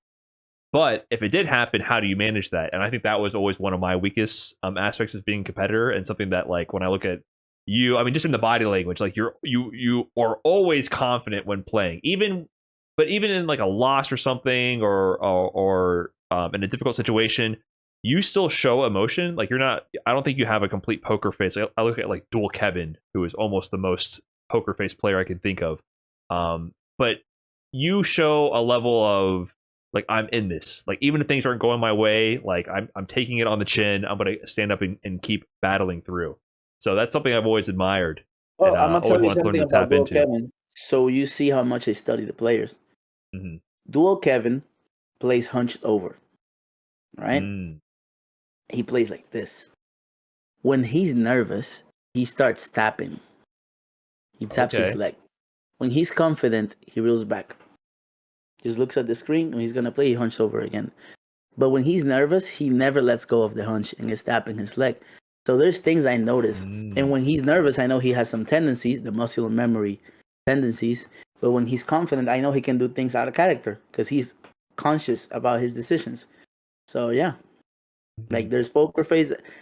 I for me, I'm not great at hiding it. The issue is because I'm not great at hiding it. When you see me project confidence, it's hard to tell if I'm really confident because I'm not great at hiding when I'm nervous. So it's like, bro, is this guy really not nervous at all? Like, is he that confident he's gonna win? You know, so that's something that I have in my favor. But some people are good at hiding it, some people are not. Interesting. Yeah, and I think at your level, because you compete with so many of the same players so often, you're able to make these observations and keep them in your back pocket because you're gonna run into them again, right? Like you and Dual Kevin have been going back and forth, or I guess I would argue it's in your favor. I'm not sure what the head-to-head record is. It's fairly close. Both of you have exchanged some sets, but you took like the big premier win, which made him go on his long journey to qualify. So you've built up this understanding of Dual Kevin as a player, especially this season, I feel like. So it's interesting that you have these sort of mental notes. Or do you even have like physical notes? Because you mentioned the game notes. Do you take notes on players' physical habits as well? I do. Interesting. Wow. I think that's what they do. Right. Huh. I think that's the big difference, right? Because when I ask top players about their training habits, it's hard to exactly know how to effectively train. I don't think that's communicated enough. Because I'll do things like, go to the training mode, look at the common tools, spacing traps, what effective ranges are for the characters. But I think the next level, what you're showing here is it's not just doing that, it's structuring it, right? You have a day structured where you go through the process. And then when you do this training, it's not just that you do it and you go, okay, that looks good. You write it down, you take a note of it, and then you have tiers that you escalate it to. Like, okay, I took a note of this, I verified it in training mode, let me apply it in a match. This is effective. This gets escalated to the next tier to become part of my more permanent strategy. Then you take it to tournaments, and I'm sure you reevaluate from there. And there's like physical note taking that you do to make this concrete, and you refresh it. So I think that's something that I haven't applied as much as like the note taking and like reflecting. So not only coming up with ideas, yeah, that's very interesting. Yeah, that's something that I could definitely make use of myself, and I think a lot of players could leverage that. If you ever need help with that, if you're struggling with a player, we should definitely work on that. Because I remember I've worked with you with just to practice, just sets. We never spoke, but I remember we practiced for Max when we were in the Street Fighter 5. Yeah, practiced the Birdie matchup. But I remember like we never sat down and spoke about what are his main habits. What does he do here? What does he don't? How does he feel about the matchup? How does he approach it? Yeah, because usually like the way I go about things is I like to just brute force it, like play a bunch, and then once I internalize it, I'll recognize things over a long set, and I'll be able to make adjustments from there. And occasionally I might take notes on like specific punishes or like at this range they do X, Y, or Z. Don't go for this punish; it's not going to work. Like let them whiff this or something. Like I'll do that occasionally. Only technically, yeah, but it has limitations. Because some players, technically, they're going to have the advantage, or if the matchup is bad, or if they're warmed up in that matchup, you have to find ways to play around that and make it easier for you. Right. Yeah, I think going that next level and looking at player habits and understanding them on a more deeper level is definitely something that I haven't leveraged as much. So it's very interesting to hear that. And yeah, you helped me a lot with that matchup. I think that was 2021, and that was a match I was very concerned about. And you did win. I won. I beat him. Yeah, I definitely think the training with you helped out a lot. I was super concerned about the Birdie matchup, but I ended up qualifying for Capcom Cup that year. But that was the year, You fought Rob. Yeah, Rob smoked me all the time. I never figured that out. But I beat Dual Kevin at the end also to qualify, and but they canceled the Capcom Cup. That to me was my heartbreak. I was like, man, I was so locked in that year. Yeah. But the rug got pulled. But ancient history at this point, things move on. But that's a really interesting insight. But I think I'm coming up good on time here. I don't know if you have any. We've been going for 3 hours. It's crazy. Time flies. Do you have any like closing thoughts you want to share with anybody? This has been a really insightful conversation for me. So do you have anything you would want to share with the audience about your career? Any advice? Street Fighter? Floor is yours. I have so many thoughts, and we've been going for 3 hours and we can go for 10 more. But for sure, I will just want to say that, thank you for everybody that's supporting the content, everybody that supports the FGC. And we're definitely going to keep working hard as a player. but also as a community, we have to find ways to work. And if you have any skill, if you have any thoughts that you think could be helpful to develop anything, be it a tournament, be it anything, you should definitely speak out and put it out there, because you might not see how it can help, but that might be just what we need or what the community needs. So yeah, just a matter of let's keep working together. Let's keep working hard, and I'm gonna do my best. And I hope everybody enjoys what comes out of that. Awesome. All right, Mena. Thanks a lot. Thank you so much.